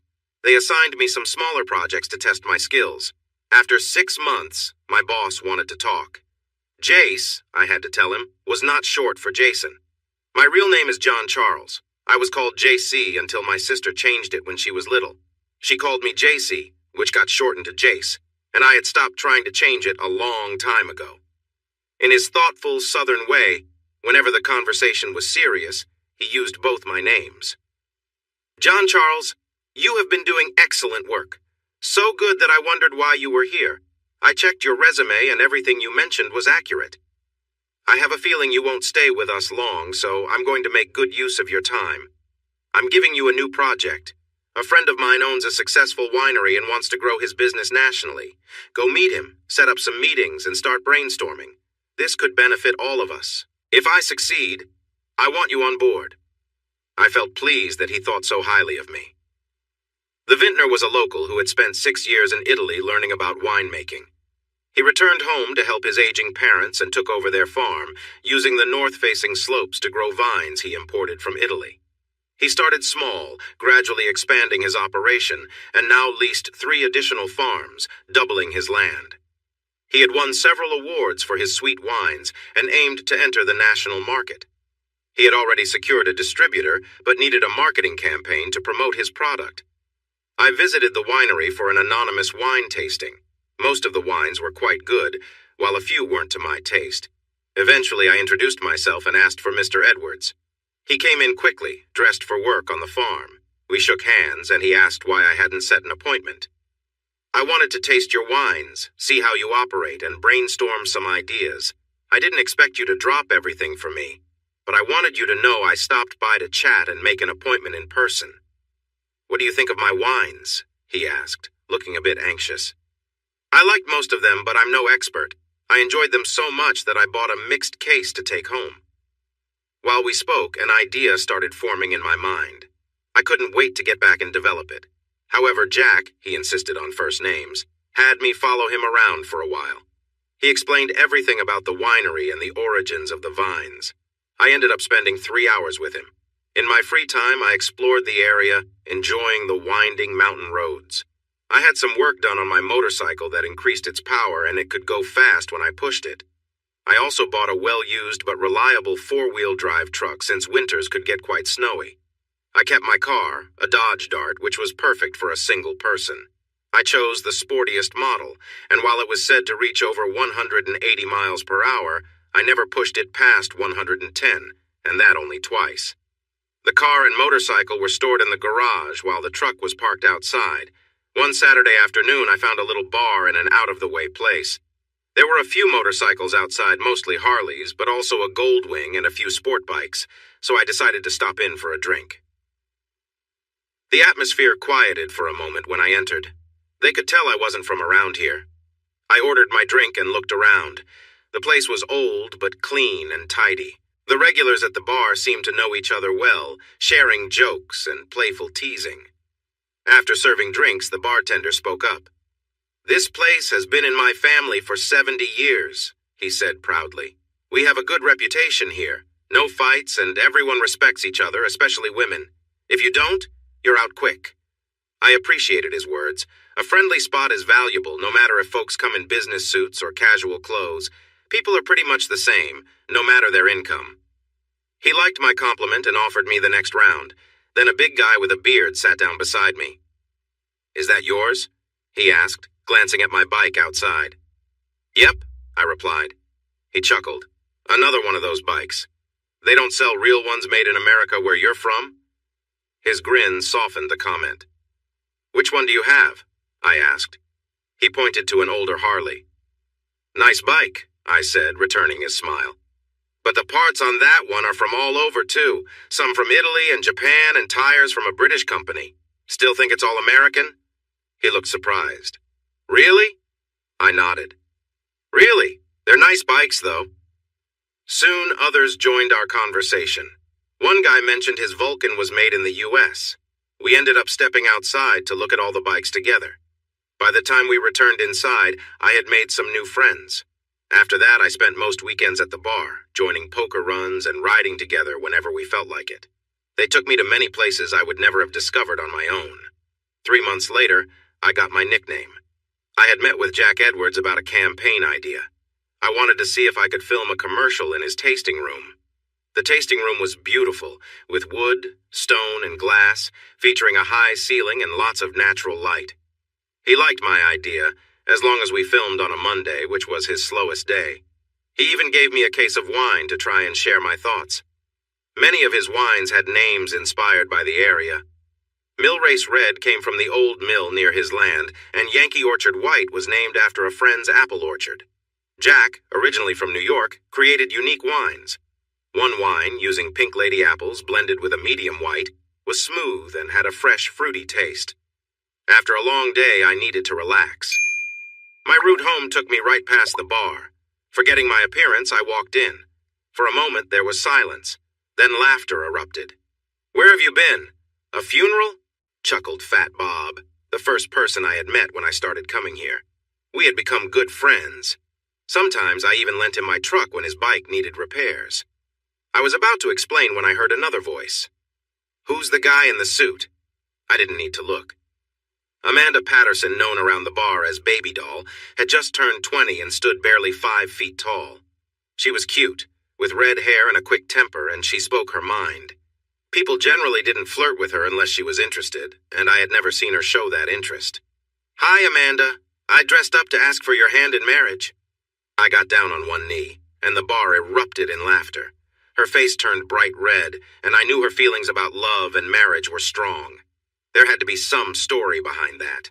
She also disliked being called Amanda. "That's not funny, and what are you all laughing at? Don't make me come over there." This only made them laugh more. "I won't take that as a no. Does that mean I need to keep wearing this suit until you decide to say yes?" She pushed me back and stormed off to the kitchen. Fat Bob helped me up. "I wouldn't order anything tonight. She might not be in the best mood to serve." Amanda worked in the kitchen on weekends for tips and meals. I learned from Ellen, one of the bartenders, that she had a tough life. During the week, she stayed in a shelter and slept on a cot at the bar over the weekends. It wasn't exactly right, but no one was going to report her. "She's a good kid, just having a hard time. We'd hire her full-time if we could." I asked how she managed to get by during the week without a job. "Soup kitchens, I guess. I never asked.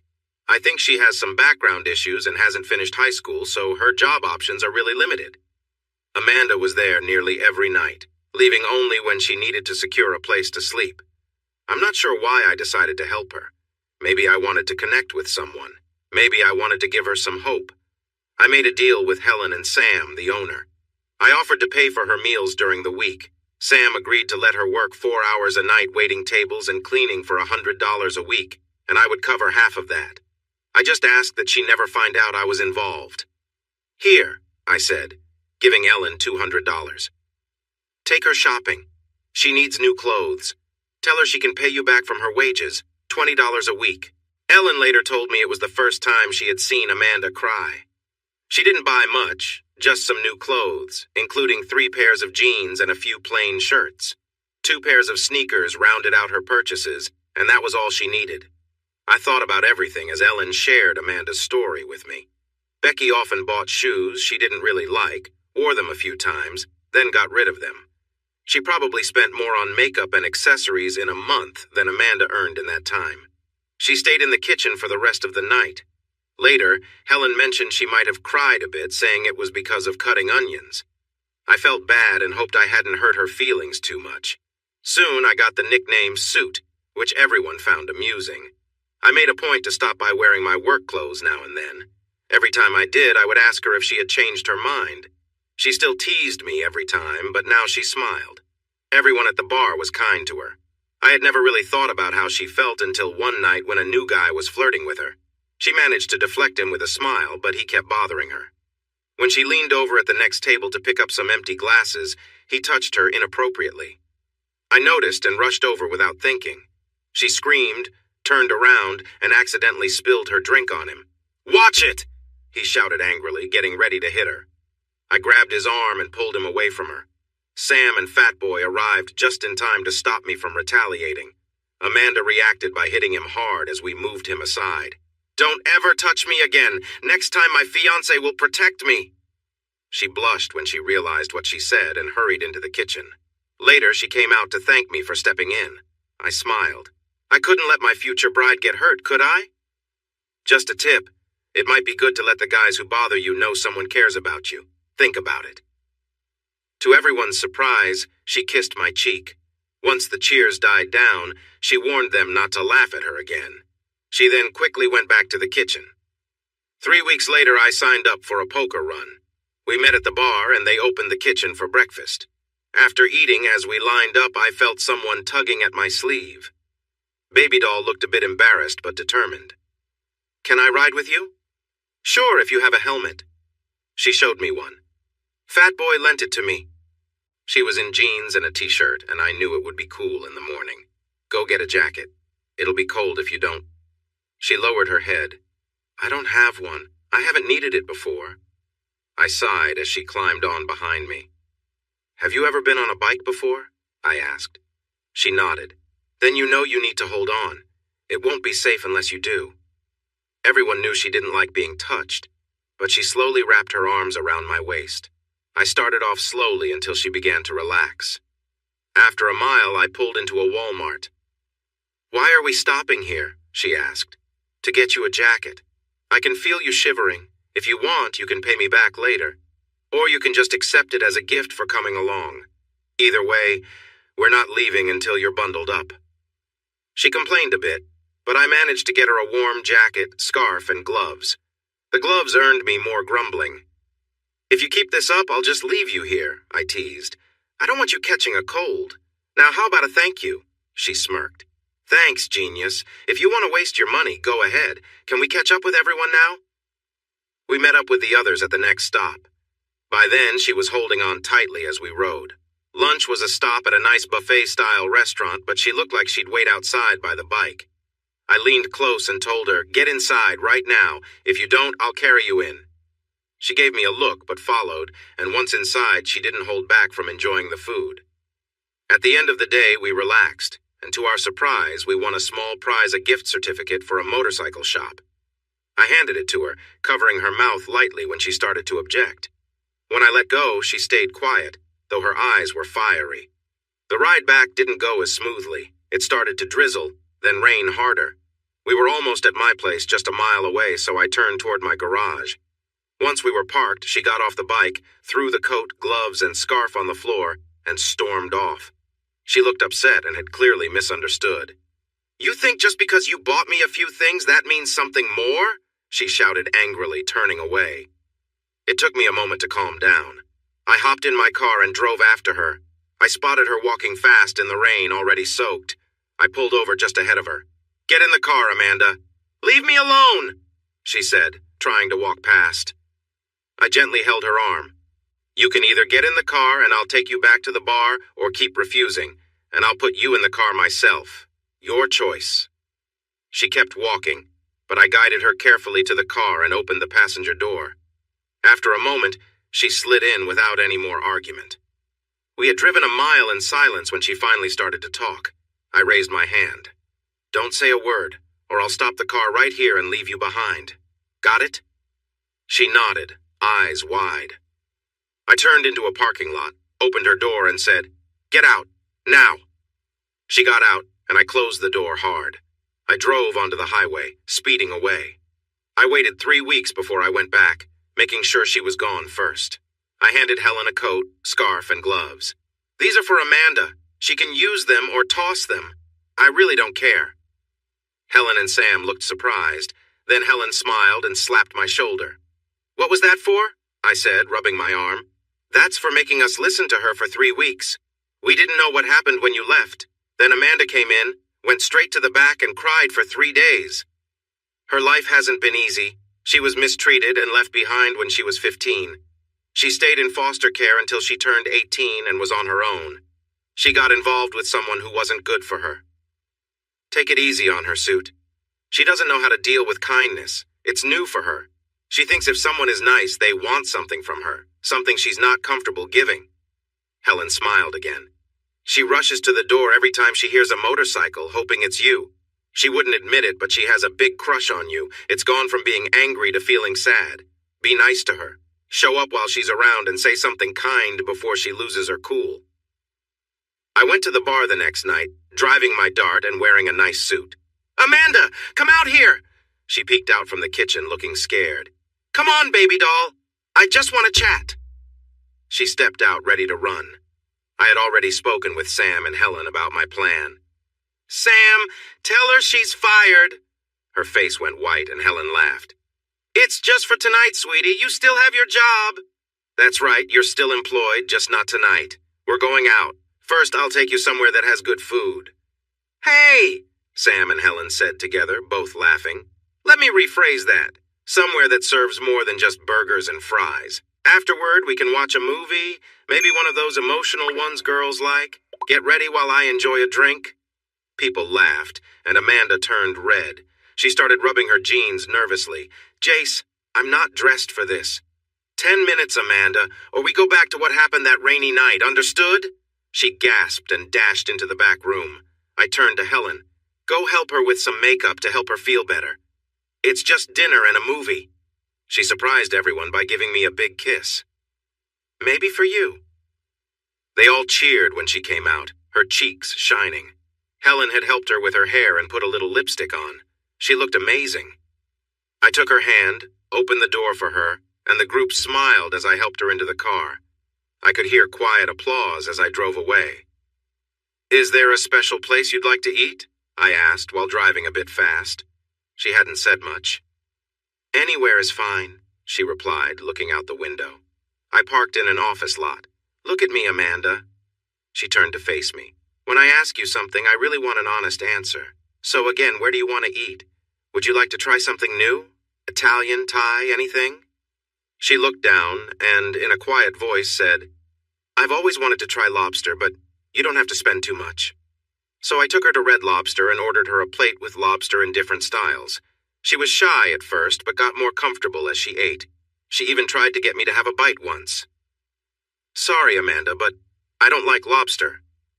"Then why did we come here?" she asked, looking confused. "Because you wanted to try lobster, plus I enjoyed the shrimp."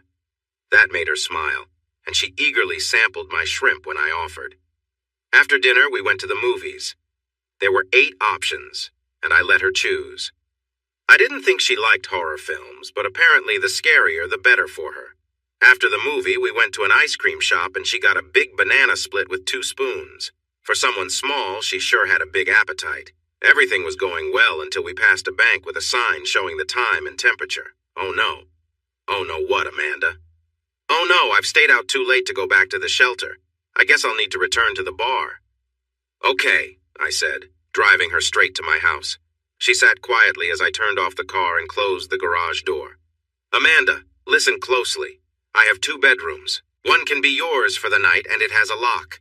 You can sleep in a nice bed, take a refreshing shower, and I'll even make breakfast for you. No strings attached, nothing expected. It's your choice. I'm going inside now. If you don't trust me, lock the doors and lean back in the seat. I'll wake you up in the morning." It took about 30 minutes for her to come inside. "Where's the bedroom?" she asked. I showed her the room, pointed out where the towels were, gave her a shirt to sleep in, and then headed to bed, laughing quietly as I locked my own door. She must have slept soundly, because I had showered, gotten dressed, and made breakfast before I knocked on her door. "Time to wake up, sleepyhead. Breakfast is ready." I poured coffee, served a ham and cheese omelet, and placed the toast on the table. I had almost given up when she stumbled into the kitchen, still wearing my t-shirt. It was so big on her that it hung down to her knees. She was slow to wake up, but that didn't stop her from eating. She finished her plate, and we piled the dishes into the sink. I picked up my travel mug. "Where do you want me to drop you off?" I asked. She looked surprised. "I don't know. I usually wait at the library until it's time for work, but it's closed for another 2 hours. I guess you can take me to the park." I didn't like that idea. I knew some people stayed in the park, and I didn't want her there, especially this early. "How about this? Stay here. I'll take the truck to work and meet you after. You can take the Dart to the bar. If you scratch it, you'd better run, okay?" Her eyes widened. "You really trust me that much?" I smiled. "You planning to take anything from me?" She turned bright red. I spoke quickly to avoid any misunderstanding. "I didn't think so. By the way, I need to get the oil changed. Could you drive it to the Dodge dealership for me? It's already paid for, so no need to worry about that. I'll call when they open. Will you do it if they can fit me in?" She just nodded her head. I surprised her by giving her a quick kiss on the cheek and stepped back before she could respond. "Thanks. Make yourself at home. I'll see you later." She was still rubbing her cheek as I left. Everyone at work noticed I was in a good mood. A secretary jokingly asked if I had a good night. She had tried to get my attention when I first started, but I hadn't been interested. She was a little older than me, in her 30s. I finished pouring my coffee and turned to her. "Actually, I spent the night with a great girl who's nearly 10 years younger than I am. Remember that energy from back then? I'm lucky I can walk today, I said with a grin. I left her speechless, while the others laughed. She did take the truck for the oil change. When I came home to change, I was surprised at how clean everything was. It looked amazing. She must have spent a lot of time cleaning. I had called my friend Fat Boy, and he came by to take me back to my car. He was smiling widely. "What's up?" I asked. "You and her, huh? Is she as great as she seems?" he teased. I just smiled back. "You're quite the character, you know that? All she had last night was a bed alone." "If you say so," he replied, still smiling. I wasn't ready for what happened when we arrived. She ran up to me, jumped into my arms, and gave me a big kiss.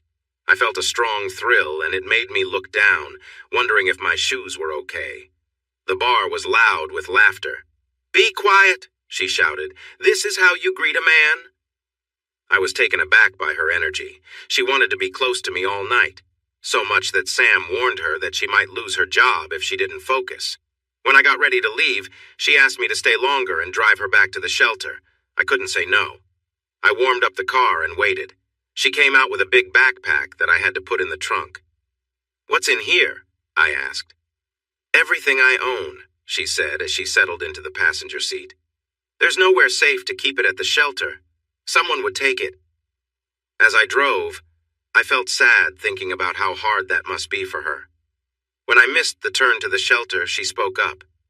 "If I don't get there soon, I won't have a place to sleep. You're not sleeping there tonight. You can stay at my house. You deserve it for helping me today. Consider it a thank you." She started to argue, but then changed her mind and turned the radio to a station I didn't like, turning up the volume. Instead of going to bed right away, she took a shower, put on one of my t-shirts, and flopped onto the couch, picking up the remote to change the channel. "Hey, I was watching that." "It's boring. Besides, I'm your guest here." She found a show about 4 girls with a secret.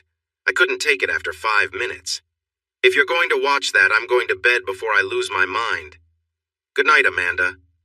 I could still hear the TV when I nodded off. The next morning, she woke me up, knocking on my door. "Breakfast, sleepyhead," she said, imitating me from the day before. "Eat it while it's hot." She made sausage, home fries, and grits. I was still getting used to those, being from outside the South. I had to admit I was starting to like them. "You don't keep much food around, do you?" she asked as I ate. "I'm a single guy and not home much, so there's no need," I replied, taking a bite of sausage. She picked up the dishes when I was done. "Do you need a ride tonight?" I asked as I walked out the door. "I'm off tonight," she said. "But don't worry about me. I have things to take care of." "Will I see you tonight?" She smiled. "Maybe. Have a good day now." I thought about her throughout the day. She was getting to me. I had dated a little since Becky, but nothing serious. I had casual relationships, enough to keep myself from feeling alone. As I drove home, I thought about my feelings for her. I couldn't decide if I felt pity or if I was truly attracted to her. I considered the reasons for and against starting a relationship with her. She was quite a bit younger than me, and sometimes it felt wrong. She had her struggles and could be loud and frustrating. We seemed to have little in common. Her temper was quick, and she often acted on impulse. But during the rare moments when she relaxed, she was incredibly sweet. She was smart and strong, facing tough times with as much dignity as she could. I thought she would make a wonderful mother, protective and caring. The image of her expecting a child brought a smile to my face. I also thought about how beautiful she was or could be if she dressed differently and learned to use makeup. Her beauty was more than just what you saw on the surface. When I arrived home, I felt a sinking feeling, realizing she was in the shelter. She deserved so much better. As I stepped inside, a delicious smell filled the air. I didn't know what it was, but it made my mouth water. She came out of the kitchen, her hair pulled back and wearing an apron. I was surprised when she stood on her toes to give me a quick kiss on the cheek. "Hi, how was work?" she asked, before bursting into laughter at my expression. Then she grew serious. "I made you dinner. It's nothing fancy, but I'm a good cook. It will be ready in 30 minutes. Sit down while I get you a drink. Would you like beer or tea? After dinner, I need to talk to you." I could see she was determined, and I knew whatever she wanted to discuss must be important. "Tea would be fine. Can I help with anything? I offered. I got it. Just sit, she replied with a sigh of relief. Dinner turned out amazing. It was roast pork with herb-roasted potatoes, asparagus, and homemade bread. It was probably the best meal I ever had. I ate a lot and felt a bit embarrassed when I realized how much I had eaten. She smiled warmly at me. I'll take that as a compliment. Are you ready for dessert? She asked. She had made banana pudding, which I had come to love. I felt so full I could barely move when I finally pushed away from the table. She told me to relax in the living room while she cleaned up. After she finished, she moved a chair in front of the couch, facing me. Did you enjoy supper? Is everything clean enough for you? She asked. Honestly, I've never seen the house cleaner, and dinner was fantastic. How did you learn to cook like this? I asked. A hint of sadness crossed her face for a moment. My mom wasn't perfect, but she could cook really well. She taught me a lot before her struggles took over. I wanted to comfort her right then, but she shook off her memories and looked directly at me. I want to make a deal with you, John Charles. I'd like to rent a room from you. I can pay $50 a week, plus I'll cook and clean the house, do the laundry, and even mow the yard. I promise not to get in your way. Please? These last few nights have made me happier than I have been in a long time. I really don't want to go back to the shelter. Please? She looked at me with hope in her eyes. No. Her expression changed, looking sad, and soon she started to cry. I'll get my things. Will you take me to the shelter? No, you're not going anywhere until we talk. So sit down, listen, and please don't interrupt. Can you promise me that? She looked a little scared, but hopeful at the same time, and she nodded. I'm happy to let you stay with me, but there are some conditions. First, you won't have to pay me anything. Instead, you will help by keeping the house clean, doing the grocery shopping, and making meals. Second, I like doing yard work, so I'll take care of that. Third, you will keep your job at the bar. You can use the car for work and other needs. The fourth and most important thing is that you need to go back to school and get your high school diploma, or at least a GED. She sat there, looking surprised. I could tell she felt ashamed about not finishing her education. Maybe this would encourage her to change that. Finally, she nodded. I'll do it. But will you help me with school? I'll need it. I relaxed and smiled. I'll do everything I can to help except actually do the work for you. Do we have a deal? She jumped into my lap for a brief moment and then quickly got back up when she realized. Sorry, she said, her face turning bright red. I smiled at her. I have one more request. You have to give me a goodnight kiss every night and one before I leave for work in the morning. No deal otherwise. She smiled again and held out her hand. Deal. We shook hands and started a new, exciting chapter of our lives. The next morning I asked her where the food had come from. She showed me the receipts. I paid her back and then gave her my debit card, telling her to buy food and anything else we might need. I couldn't stop smiling all the way to work, still feeling the warmth of the goodbye kiss. Nothing could wipe the smile off my face that day. Gail was in a bad mood again. It seemed like my happiness bothered her. Did you see that girl last night? She asked. Yes, I did. She moved in last night. You should find someone too, Gail. It might help you feel better. The look she gave me as I left was not friendly at all. The guys at the bar teasingly gave me a hard time, but they were smiling. Sam shook my hand and Helen gave me a quick kiss on the cheek. You're a good man, Suit. I knew she would get you sooner or later. We're just roommates, Helen. There's nothing going on. She just smiled wider. If you say so. When Amanda saw me, she smiled so much I thought her cheeks might hurt. I was about to order a burger when she stopped me. Your dinner is in the fridge. Just microwave it for 3 minutes. I hope you like it. I had one beer, played a game of pool, and then went home to enjoy a nice meal. She finished work at 9:30 when the kitchen closed and was home by 10. She went straight to the shower. I smelled bad, she said when she came out wearing a robe and a towel on her head. What's on TV? So we settled into a comfortable routine. I took care of the yard and washed the cars while she handled the housework. She cooked most of our meals, but I made sure to take her out to eat or grill for her once a week. On Sundays, if the weather was nice, we would ride our bikes, either alone or with friends. She got a new nickname, Mrs. Suit, which she complained about but smiled while doing it. When her 21st birthday came, I surprised her with a party at a bar. She even received gifts. Soon she was in tears, which was unusual for her. She amazed everyone by hugging them to say thank you. I gave her a day at a spa which included hair and makeup, plus a gift card for a nice store. "I'd love to see you in something else," I said with a smile, and she blushed. Helen told me it was time to step up and commit to her. "I don't know how she feels about me," I admitted. "Then you're really missing out. She loves you, but she doesn't know how to show it. You need to help her understand. It will be worth it." "How do you know all this?" She hugged Sam when he walked over. "Because 15 years ago I was in her place. Then I met Sam and it took time, but he opened my heart and showed me that there are good men out there. I just hadn't found one until I met him. I was with a rough crowd for 3 years. They treated me badly and I accepted it because I thought I deserved it. They hurt me so much I couldn't have children. He loved me anyway. How could I turn away from that? Our age gap is bigger than yours and Amanda's, but we made it work. Take the next step, Suit. You won't regret it. From what you said, she's nothing like your past." I had shared a little about Becky and me 6 months ago when we had them over for dinner while Amanda ran to the store. She was doing really well in school. With my encouragement, she decided to aim for a full high school diploma instead of a GED. We figured it would take another 2 months for her to graduate. They had graduation ceremonies twice a year to celebrate everyone's achievements.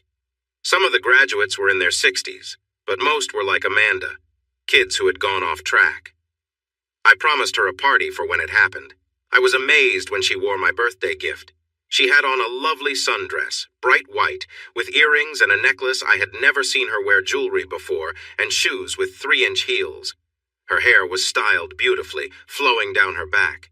She looked so stunning it made my heart swell. "What do you think?" she asked, spinning around. "Did you get your money's worth?" I said the first thing that came to mind. "All they did was make a diamond shine. You've always been this beautiful. The man who wins your heart will be the luckiest person in the world." She stopped spinning around, tears in her eyes, and ran to her room. What had I done now? The following week, she came home from school excited. "What's up?" I asked, happy to see her in a good mood. "I got asked out by a really cute guy. We've been talking for about a month." It felt like a heavy weight dropped in my chest. "Oh," was all I could say, turning away. She quickly reacted. "That's all you have to say?" "Oh." I felt defensive. "What do you want me to say? You seem happy about it, and you've been flirting for a while. Why would I get in the way?" She slammed her door as she went into her room. Sighing, I realized this had been happening a lot lately. I would have to fix the door if she kept this up. I knocked, but she wouldn't answer. Giving up, I got a drink and sank into my thoughts. By my third drink, I found myself wondering about relationships before drifting off. I woke up when she gently shook my shoulder. "What?" I asked, trying to wake up. "We need to talk." Her words made me alert. Nothing good seemed to follow that phrase.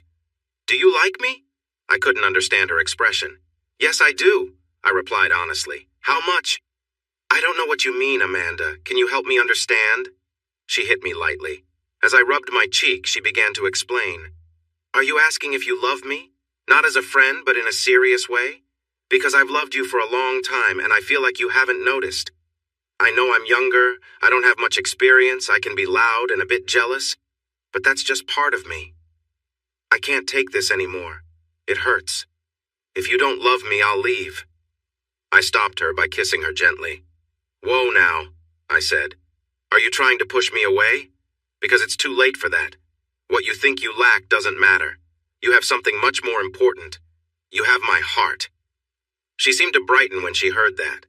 Once she settled, she curled up in my lap, letting her feelings out until she fell asleep. Did we rush into her room and get carried away? No. She needed comfort, so I held her until she felt better, then took her to my bed and tucked her in. I went out onto the back deck, watching the stars and thinking about what might happen next. I was outside for over an hour. When I returned inside, she had put on a shirt and crawled back into bed. When I lay down, she cuddled into my arms, murmured something that sounded like "love you," and dozed off again. I held her for a long time, enjoying her presence before finally falling asleep myself. I woke up alone to the smell of breakfast. She was busy in the kitchen, making everything just right.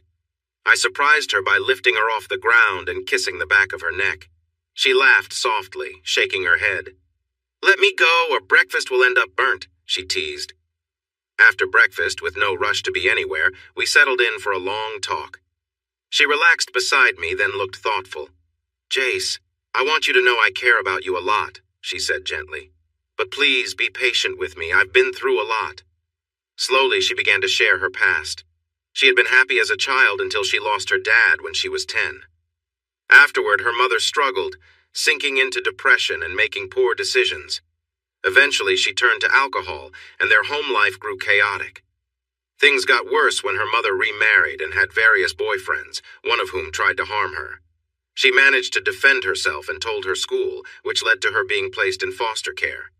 She spent her teenage years between foster homes and juvenile facilities. Desperate to see her younger sister, she once took a car without permission, landing herself in more trouble. Finally, at 18, she was on her own. She ended up in an unhappy relationship out of necessity. Her partner was controlling, and eventually he tried to push her into making money in harmful ways. She left, eventually finding her way to a new town, hoping for a fresh start. Hearing her story, my heart went out to her. "I want to be close to you, Jace," she said, her voice soft. "But it's hard for me sometimes. Will you help me?" Over time, I supported her however I could, including helping her find a therapist. We grew closer, gradually building trust. Months later, our relationship felt natural and safe, and she seemed more comfortable. One evening, after a light-hearted dinner and some wine, she opened up even more, and we shared a gentle, heartfelt moment together. We took things slowly, respecting each other's boundaries and enjoying the closeness we'd built. The evening was filled with warmth and laughter, and it marked a turning point in our journey together. From then on, our connection grew even stronger, built on trust, understanding, and a shared sense of healing and hope. I could easily get used to this kind of wake-up call. "Will you do that fun thing again for a while, then let me drive?" She laughed and smiled at me.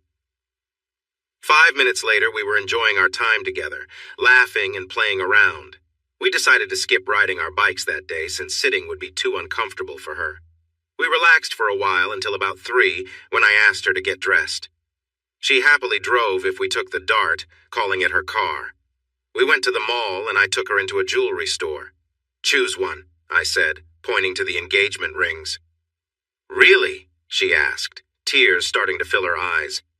"Really," I replied, kneeling down. "Marry me." After she happily said yes and calmed down, she tried on almost every ring in the store that I could afford. She finally chose a simple stone and band, not the fanciest, but the one she loved the most. When we entered the bar, everyone celebrated. The women gathered in a group, leaving the men standing. "What are they doing?" I asked, and the men laughed. "They're planning a wedding. Here's the best advice we can give you. Agree to what she wants if you can manage it, and stay out of their way." She wanted a church wedding. We found one close by, but we had to attend services for at least 6 weeks before the big day. This turned out to be a good thing. The pastor was a wise man, and he insisted on a few counseling sessions first. We talked a lot about my past marriage and her experiences too. She looked me in the eye and promised she would never hurt me like that. I believed her. We became members of the church. We didn't go every week, but we visited pretty often. I joked that she used it as an excuse to buy more dresses. She wore dresses all the time, except when she was at work. She wanted to keep her job to earn her own money. "The first time you say I don't look good in dresses, I'll stop wearing them," she said with a playful grin. Now she has so many dresses that she rotates them, keeping off-season ones in the other bedroom.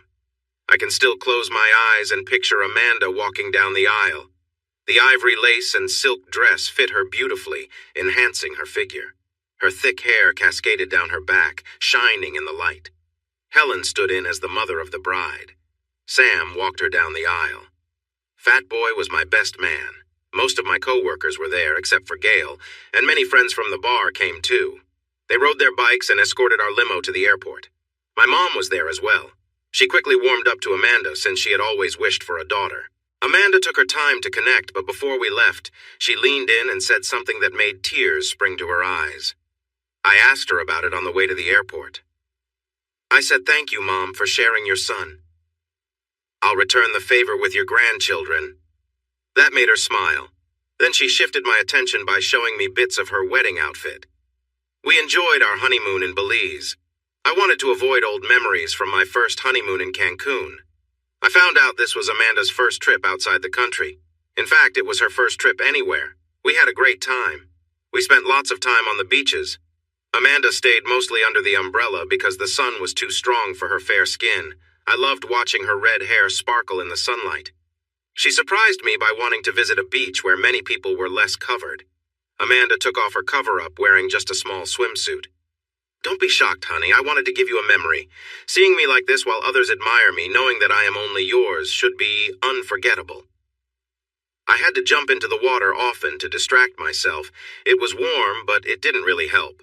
Amanda's figure was small but well-shaped, making everything about her look appealing.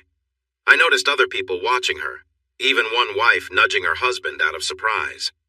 That night, we tried to connect deeply. It was intense, and we were both exhausted afterward. 6 wonderful months passed. I encouraged her to leave her job at the bar to stay home with me. She wasn't thrilled at first, but she did it. There was a secret smile I recognized on her face. I knew she was up to something. To keep herself busy, she returned to school for a degree in hospitality and food management. I supported her, even if I didn't completely understand her choice. One day she called me at work, sounding anxious. "Honey, you need to come home right now. It's important." I hurried home. She was pacing, looking worried. She rushed into my arms, and I had a sinking feeling. I got concerned when she asked, "Honey, do you love me? Do I even need to answer that?" She relaxed a bit and took my hand. "I need to tell you something and ask you something. Just listen to me first, okay?" She had been searching for her sister for weeks, hoping to connect. Her sister was 12 now, and Amanda hadn't seen her since she was 4. This weighed heavily on her mind because of how good her life was now, in contrast to her past in foster care. First, I found my sister. She doesn't even remember me. That was difficult. She looks a lot like Dad. "That's wonderful, honey. I'm sure she'll warm up to you once she gets to know you. Is she in a good place? Adopted? I'm excited to meet my sister-in-law." I was thrilled knowing how much this meant to her. A tear rolled down her cheek. "No," she said, sadness filling her voice. She wasn't adopted, and she was in a really bad situation when I found her. A place so awful they had to take her and the others away. "Where is she now? You haven't lost her again, have you?" She wrapped her arms around me. "No, she's really close." She took my hand, holding on tightly. "She's in the spare bedroom." Wow. After I gathered my thoughts, I asked Amanda to bring her out. She was only 12, but already taller than Amanda. Her hair was black, and her nose was a bit broader, but aside from that, they looked alike. They had the same mouth, the same graceful neck, and the same expressive hands. Amanda introduced us. I went to give her a hug, but she stepped back, so I offered my hand instead. "It's nice to finally meet you, Celeste. Amanda talks about you a lot. Where has she been while I was living in that awful place? Why didn't she come for me sooner? I could have been here years ago." The anger in her voice surprised me. Amanda jumped in. "I'm here now, sweetheart. I came for you as soon as I could. 4 years ago, I couldn't take care of myself, let alone an 80-year-old. I had to grow up first. I'm sorry if you're upset. Let's see if we can make it up to you." Celeste was still upset. "Oh, that's just great. Now I get to live with the perfect family? Wear fancy dresses and giggle over boys? I know all about boys. They just want one thing, and it's right here." She pointed at herself. "As soon as I get out the door, your husband will try to control me. Let's just get this over with. Give me some money and let me go, and I'll be fine for the night. Deal?" Amanda looked shocked. I felt anger rise in me. "Maybe we'll just give you a warm bed for the night and send you on your way tomorrow. If what you had was better than what we offer, go for it. Actually, I haven't offered you anything yet. Here's the deal. If we talk it over and decide we want you to stay with us, you will speak nicely and behave. My wife is the most important person in my life, and I won't let her be hurt because of your past. She's had her struggles, too. Listen to her story sometime and see if you can understand. Are we clear?" She paled and stepped back from me, but soon she found her courage again. I don't need a father figure. I don't need a sister or a mother. I don't need anything from either of you. Understood. I turned to Amanda, pulling her into a hug. She began to cry. I gently stroked her hair. I'm sorry, sweetheart. I know how much you wanted this. It seems it might be too late. It's not your fault, okay? It is not your fault. Maybe one day she'll understand that. I stepped back and looked at both of them. I'm going to start the grill. You two talk and see if you can find some common ground. Celeste, you're here for at least the night. I expect you to be polite, and please stop using bad language. While I set up the grill and cooked, I left the curtain open just in case. I could hear the arguing and see Amanda in tears. It made me very sad. Then Amanda said something that made Celeste cry, and they started hugging. Maybe there was hope after all. Dinner was quiet, but there were no big arguments. Celeste ate 2 steaks and 2 big baked potatoes. She even helped Amanda clean up the dishes afterward. When they came back to the living room, they told me they were going out for about an hour to pick up some things. I guessed it was clothes for Celeste. While they were gone, I thought about a society that treated children like they didn't matter. When they returned, Celeste was actually laughing. She even said goodnight to us after showing off her new pajamas with feet. After she fell asleep, Amanda and I talked in bed. Can we keep her, at least for a while? I promise to take care of her. You won't even notice her. I let out a small laugh. I doubt that. Okay, she can stay for now, but she needs to behave. Thank you, darling. I knew I could count on you.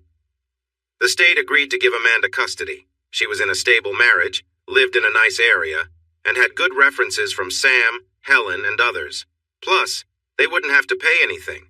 They were surprised when I asked about her Social Security money. No one had applied for it.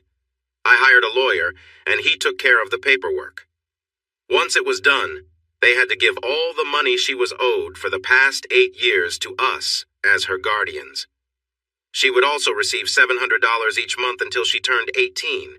We put that money into a college fund. She could use it when she was 18 if she went to school. If she didn't, she would get it all when she turned 21. If she was careful, it would cover almost all of her college expenses. Celeste wasn't as thankful as we hoped. She complained that she should get the money sooner to buy a car. That's almost 4 years away. Let's see what happens between now and then. I took on the role of the strict one to make it easier for Amanda. Celeste really didn't like it, but knew better than to try to make us argue. The first time she tried, she got grounded for a month. She was falling behind in school because she wasn't paying attention. At first, she refused help from me, but Amanda made her accept it by offering rewards for good grades. That helped her start to listen. During this time, I was doing really well at my job. The campaign for the winemaker was a big success and led to better opportunities. My boss was worried I might leave since I had other offers. So, he made me a deal. I could buy into the company and he would match every percent I bought up to 7. Based on current values, I could afford to buy about 1% a year. In 7 years, I could own 14% of the company. Amanda and I talked it over and decided it was a good idea. We both liked it here. Celeste ran away twice. The first time, she was missing for several days before they found her at a bus station in another state. Amanda cried the entire time she was away. When she returned, she looked determined and upset. I waited for a moment when we could be alone to speak with her directly. You know, you have a chance to be a good person if you let yourself. You're smart, and you can see what life on the streets could offer you. A tough, unhealthy life where you might not make it to 30. Is that truly what you want? Here's the truth. If you run away again, you might not come back. In 3 years, you'll be 16. I'll pay for your freedom, give you your money, and wish you the best. But my wife is tired of worrying about you. Do you understand? I think I frightened her. 6 months later, she didn't come home from school. When she did return, she found the doors locked. Luckily, Amanda wasn't there. I opened the door and spoke through the screen. I've already packed your things. You can come in and wait for the social services people. I called them already. They should arrive in about 45 minutes. I opened the door and let her inside. She sat on the couch, rocking back and forth.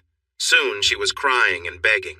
Please, please don't send me away. I'll be good, I promise. I didn't mean to leave. I got scared when I got caught for skipping class. They suspended me for 3 days. It will hurt, Amanda. I didn't know what to do. I was shocked. She usually disapproved of skipping school. Were you cutting class? No, but I was with others who were. Please don't send me away. Celeste, look at me. She lifted her gaze. You need to realize that we are here for you. Amanda cares about you. I care about you. We're a family. We want to guide you and give you a good home filled with love. Let us help you. You should have come to us and told us what happened. We would have been disappointed, but we would still love you. When I told her I loved her, the tears flowed more freely, and she hugged me tightly, crying. Just then, Amanda walked in. What's going on? She asked, looking worried. Our child is growing up, dear. She did something wrong, got caught, and came home to talk with me. I truly believe she understands her mistake and feels sorry. I'll let her explain it to you. I handed Celeste to Amanda and stepped outside to meet the social services worker at the mailbox. Hi, Denise. Sorry for the trouble. It wasn't an emergency. She got caught for something minor and received a suspension. She was scared to come to us. Amanda is inside with her now, talking it through. Denise sighed. I should check in, but I trust you. I can head home to make dinner for Fred, and we can eat together for a change. Thanks, Denise, I replied, feeling a bit guilty for taking her time. Why don't you and your family come over on Sunday? I was thinking about roasting a couple of Boston butts. That sounds nice, Jace, but it's homecoming at our church. There's going to be a big meal.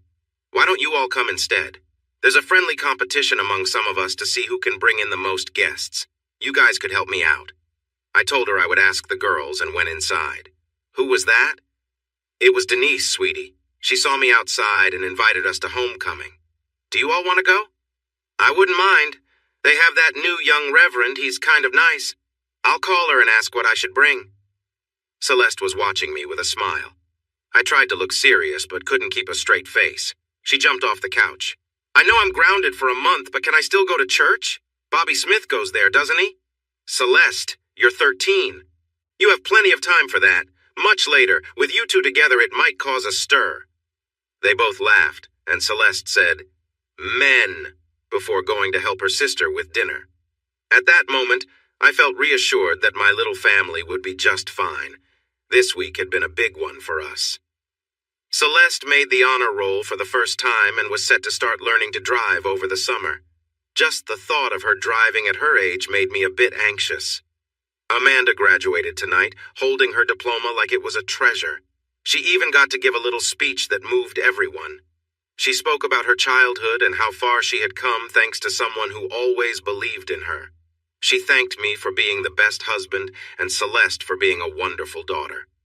Have faith, have hope, believe in yourself. You might not be as lucky as I was, but you'll grow as a person from trying. The next day, we threw a cookout for her, and our home was packed. Mom came down to celebrate with us. Our friends from the bar, most of my co-workers, including my boss, Denise from DSS, and unexpectedly, Jack Edwards and his wife also came. I thought they were still in Italy. After everyone else left, they stayed behind to take Celeste for the weekend. They had married late and didn't have children. June took a liking to Amanda and treated her like the daughter she never had. When Celeste was born, she was thrilled. She took Celeste for a weekend each month so Amanda and I could have some time to ourselves. June always returned Celeste with at least one new outfit. Mom got involved too, so Celeste was hardly home during the summer. I would complain about it, and then they would all attack me playfully. Your girls have been through a lot, Jace.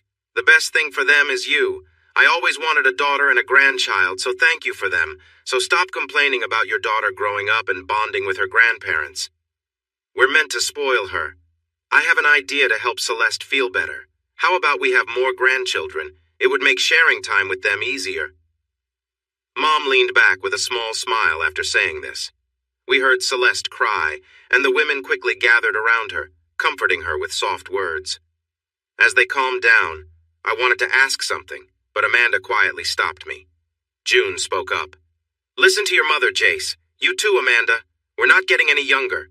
If you're going to have them, do it soon while we can still keep up with them. I looked at Jack, and he just smiled.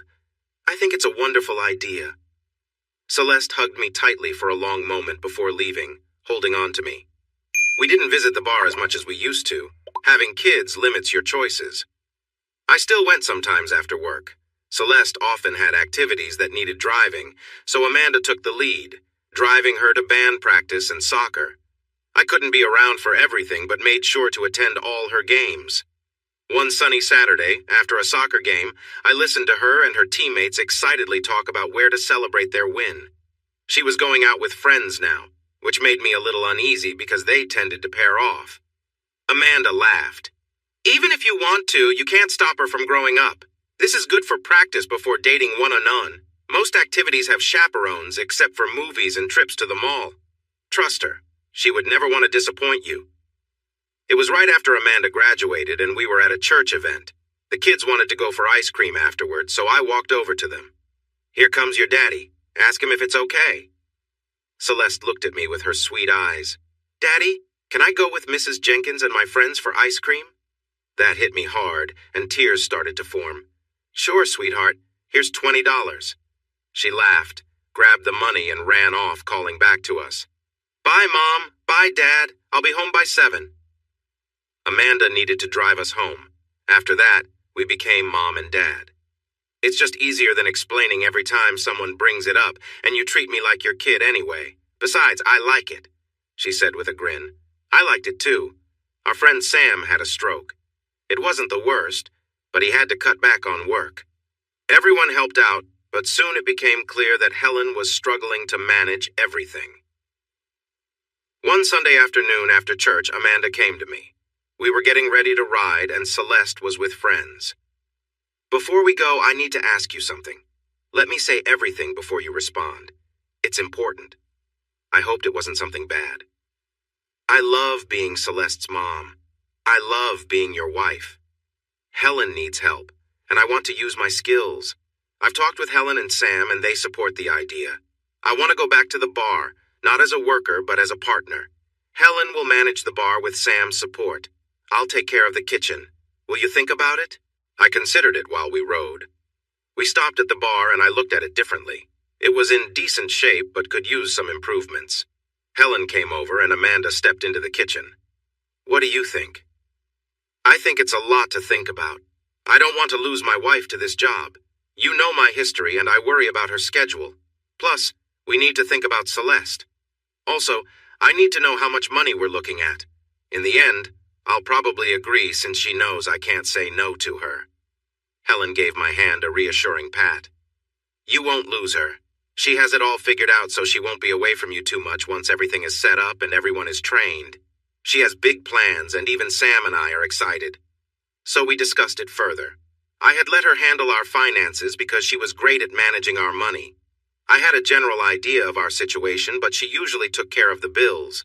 All our vehicles were paid off, including the minivan we bought for Celeste and her friends. We purchased our house after the lease ended. It was small but met our needs, and we had made a solid down payment, which kept our mortgage low. I owned a small part of my company and was earning good money. Our savings looked good too, so I had no concerns about where the money would come from. In the end, we owned 30% of the bar. We spent some money fixing it up, improved the kitchen, and had a grand reopening. Business picked up quickly. The old customers loved the new look, and new customers enjoyed the atmosphere. The bar now opened at 11 to serve lunch. Amanda worked wonders in the kitchen. The plain burgers and fries were transformed. They still offered them, but with new toppings like avocado slices, hot peppers, spinach leaves, several kinds of cheese, and more. Fries were replaced with home fries, sliced thin like chips and flavored overnight. She also introduced homemade soups. There was potato with cheese and bacon, and a creamy tomato soup. A pork stew with lots of herbs was the most popular dish. One upgrade she made was to get a big gas grill for cooking fresh vegetables when they were in season. She always tried to buy from local farmers and had a big chalkboard near the kitchen door that showed which farm provided the vegetables or meats for the day. The farmers appreciated this. At first, the regular customers were a bit unsure, but soon you could hear them talking about and debating which farm had the best produce and which herbs went well with different dishes. It was amusing to see two big bikers almost argue over whether pumpkin or butternut squash soup was better. She also created a wine list that featured only local wines, with Jack's wine being the most popular. It was funny that they couldn't serve wine in places with pool tables, so Helen and Sam decided to remove those tables. They didn't mind, as that was often where arguments broke out, and they could add 8 more tables in that space. Helen took the lead by making a deal with a local brewer to have their beers on draft. A local food critic came to visit after hearing good things about the place, but we didn't know it until the review was published. The review was titled, "The Best Hidden Jewel in the State," and gave an excellent description of the restaurant. Sam's Bar and Grill, located on Swan Pond Road just outside the city limits, has been around for 75 years. This local favorite has gained new attention thanks to Amanda Gooding, a new owner, and her recent kitchen upgrades. While regulars might have liked it to stay a secret, word has spread and there's no turning back. You'll find a friendly mix of blue-collar and white-collar customers, bikers, farmers, and college students all enjoying the atmosphere. The only time I heard raised voices was when 2 patrons disagreed about which herb should stand out in the pork stew, rosemary or basil. I agreed with the biker, mainly because he was larger, and I've always liked rosemary too. The menu offers simple meals that are well seasoned and prepared, all at fair prices. The service is great, the atmosphere is relaxed, and everything feels very clean.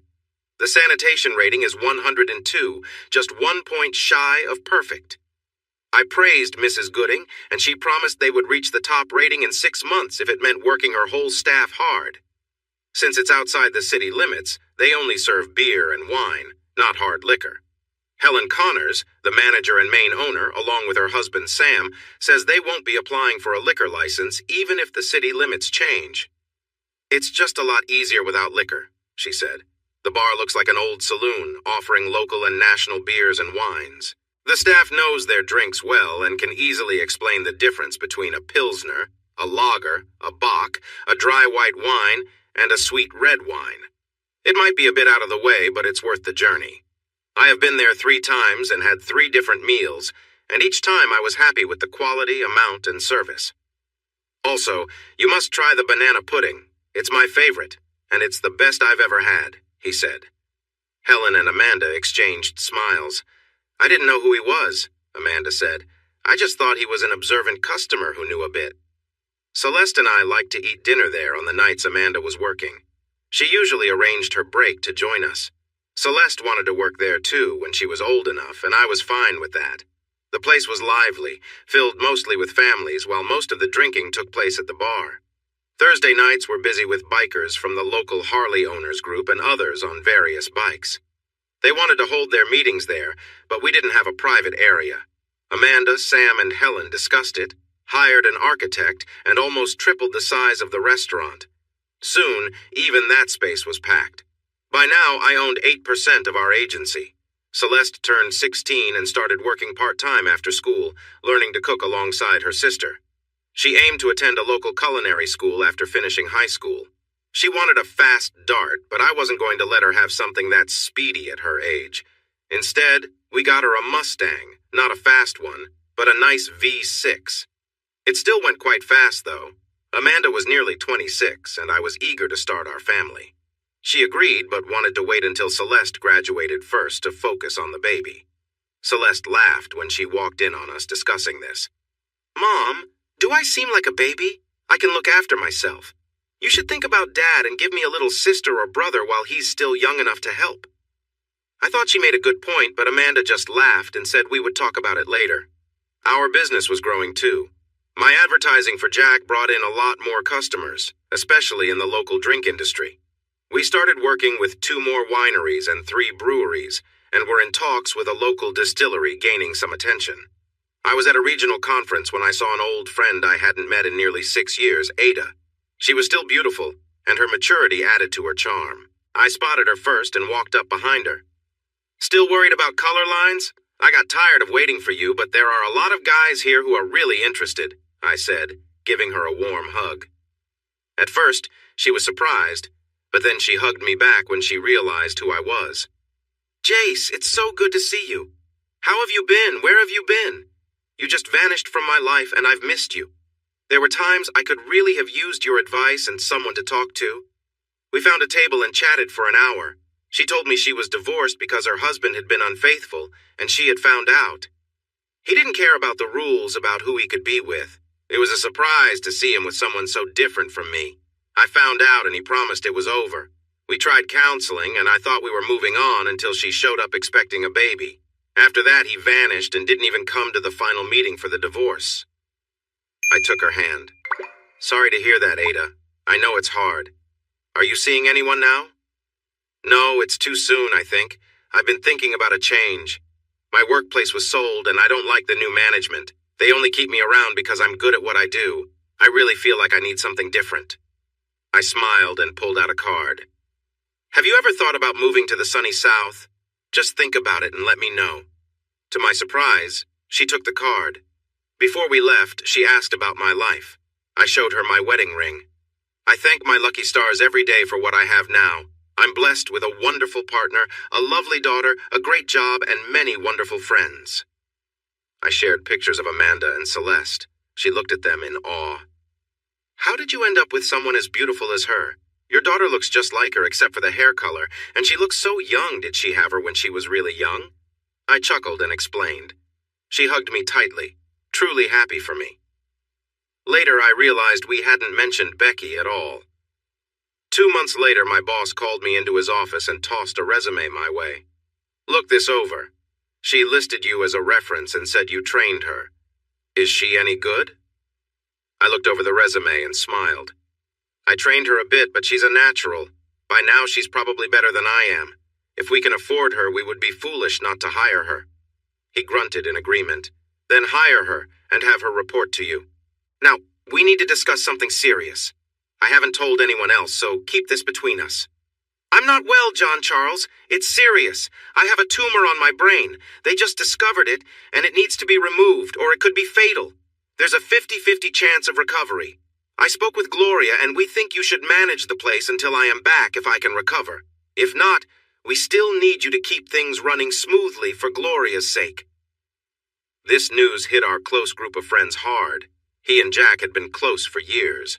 On the day of the surgery, our whole office was present, including Gail. Many of his friends showed up too. He called us all into his room to say goodbye, just in case. Ken, June, Amanda, Celeste, and I took turns holding Gloria. When we weren't holding her, we were in the chapel with other friends, praying for him. He was in the hospital for 5 hours. When the doctor finally came out, everyone held their breath. He's doing well so far. I feel hopeful about his recovery. It will be tomorrow before he is strong enough for visitors. We shouted and cried. We thanked the doctors and God. Ada fit right in and became my closest friend. Amanda and Celeste liked her, and soon she was part of our group. Before long, the matchmaking began. Married women like to think about their single friends. Ada told them she wasn't ready yet. She spent a lot of time at the bar, and soon everyone knew she was our friend, so they accepted her too. I'll never forget when another friend invited her to ride with him on a poker run. He was a large man with a beard, and he was one of the gentlest people I'd ever met. When he was around kids, they would gather around him in no time. Sadly, his wife was unkind and dishonest, having several affairs before he found out. This hurt him deeply, and she insulted him. Her new boyfriend tried to disrespect him, which was a big mistake. Sam and I stepped in to help him, got him a lawyer, and handled the situation, but the damage was done. 18 months later, he still hadn't thought about dating. To our surprise, Ada agreed to go on a date with him first to get to know each other. It must have been a great date because they both looked so happy during the poker run. 8 months later, she was wearing an engagement ring and was 3 months pregnant. My life took another turn when a woman named Alice Johnson contacted me about a campaign. She had everything planned out, which made me hesitate. Clients often have their own ideas, and some are so attached that they insist we follow their way. I usually suggest they work with someone else, as they often don't understand why things go wrong. Alice was a personal manager who specialized in fighters.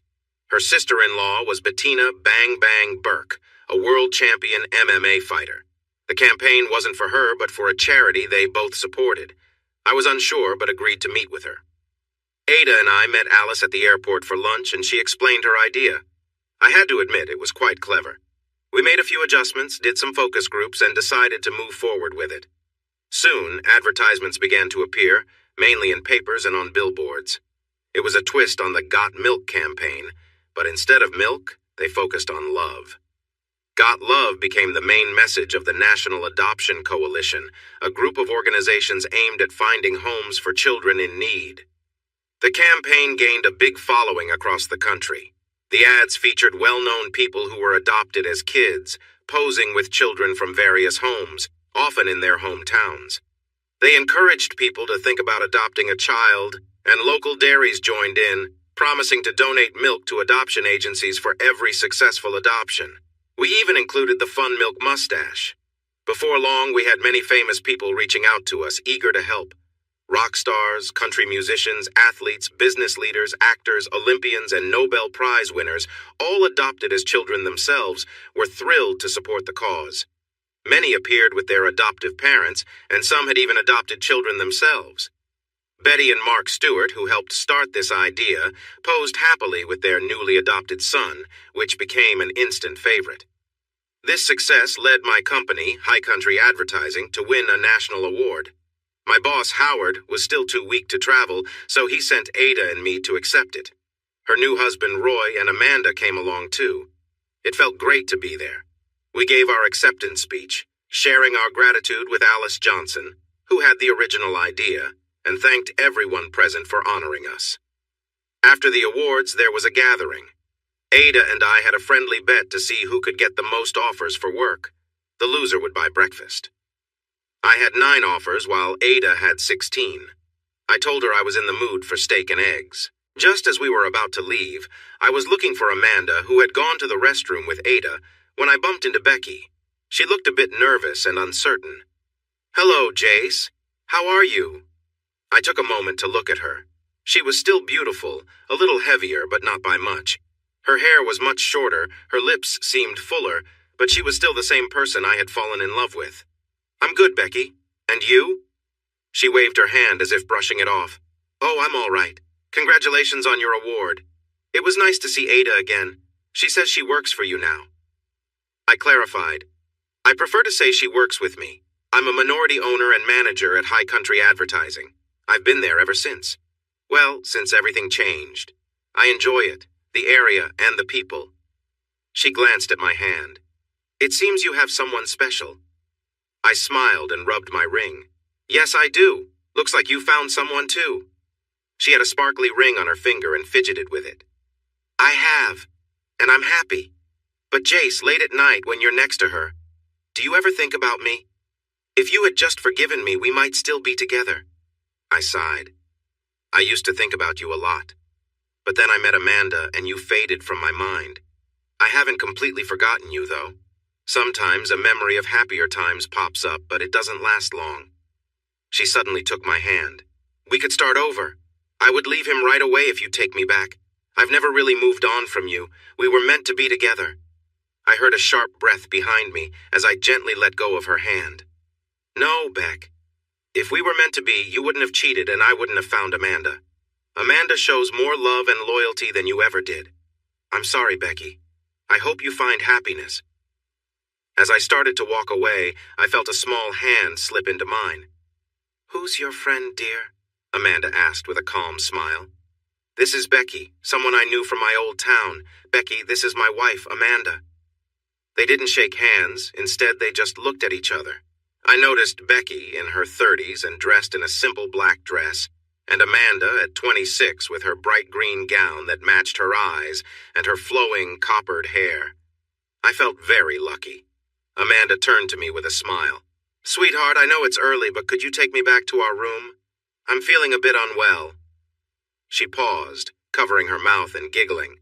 "Oops, I meant to surprise you tonight. Too late for that. Congratulations, honey, it's a boy." I think I heard someone gasp behind me, but the only thing that mattered was Amanda right in front of me. I hugged her tightly, kissing her and feeling overwhelmed with joy. She had to tap me on the back to let go. There was a big celebration at the bar. Amanda smiled and thanked everyone, but when we got home, she became serious for a moment. "I know who you were talking to in New York. If I ever see you near her again, you'll regret it. Do you understand?" I promised it would never happen again. She then softened and whispered, "Thank you, dear. And I heard what you said to Becky. It was sweet. Just so you know, I still want to chat with her." Hey, everyone. Thanks for watching. Don't forget to subscribe and turn on notifications so you won't miss any of the exciting stories we have coming up. What do you think about the characters in this story? Let us know in the comments. We'd love to hear from you.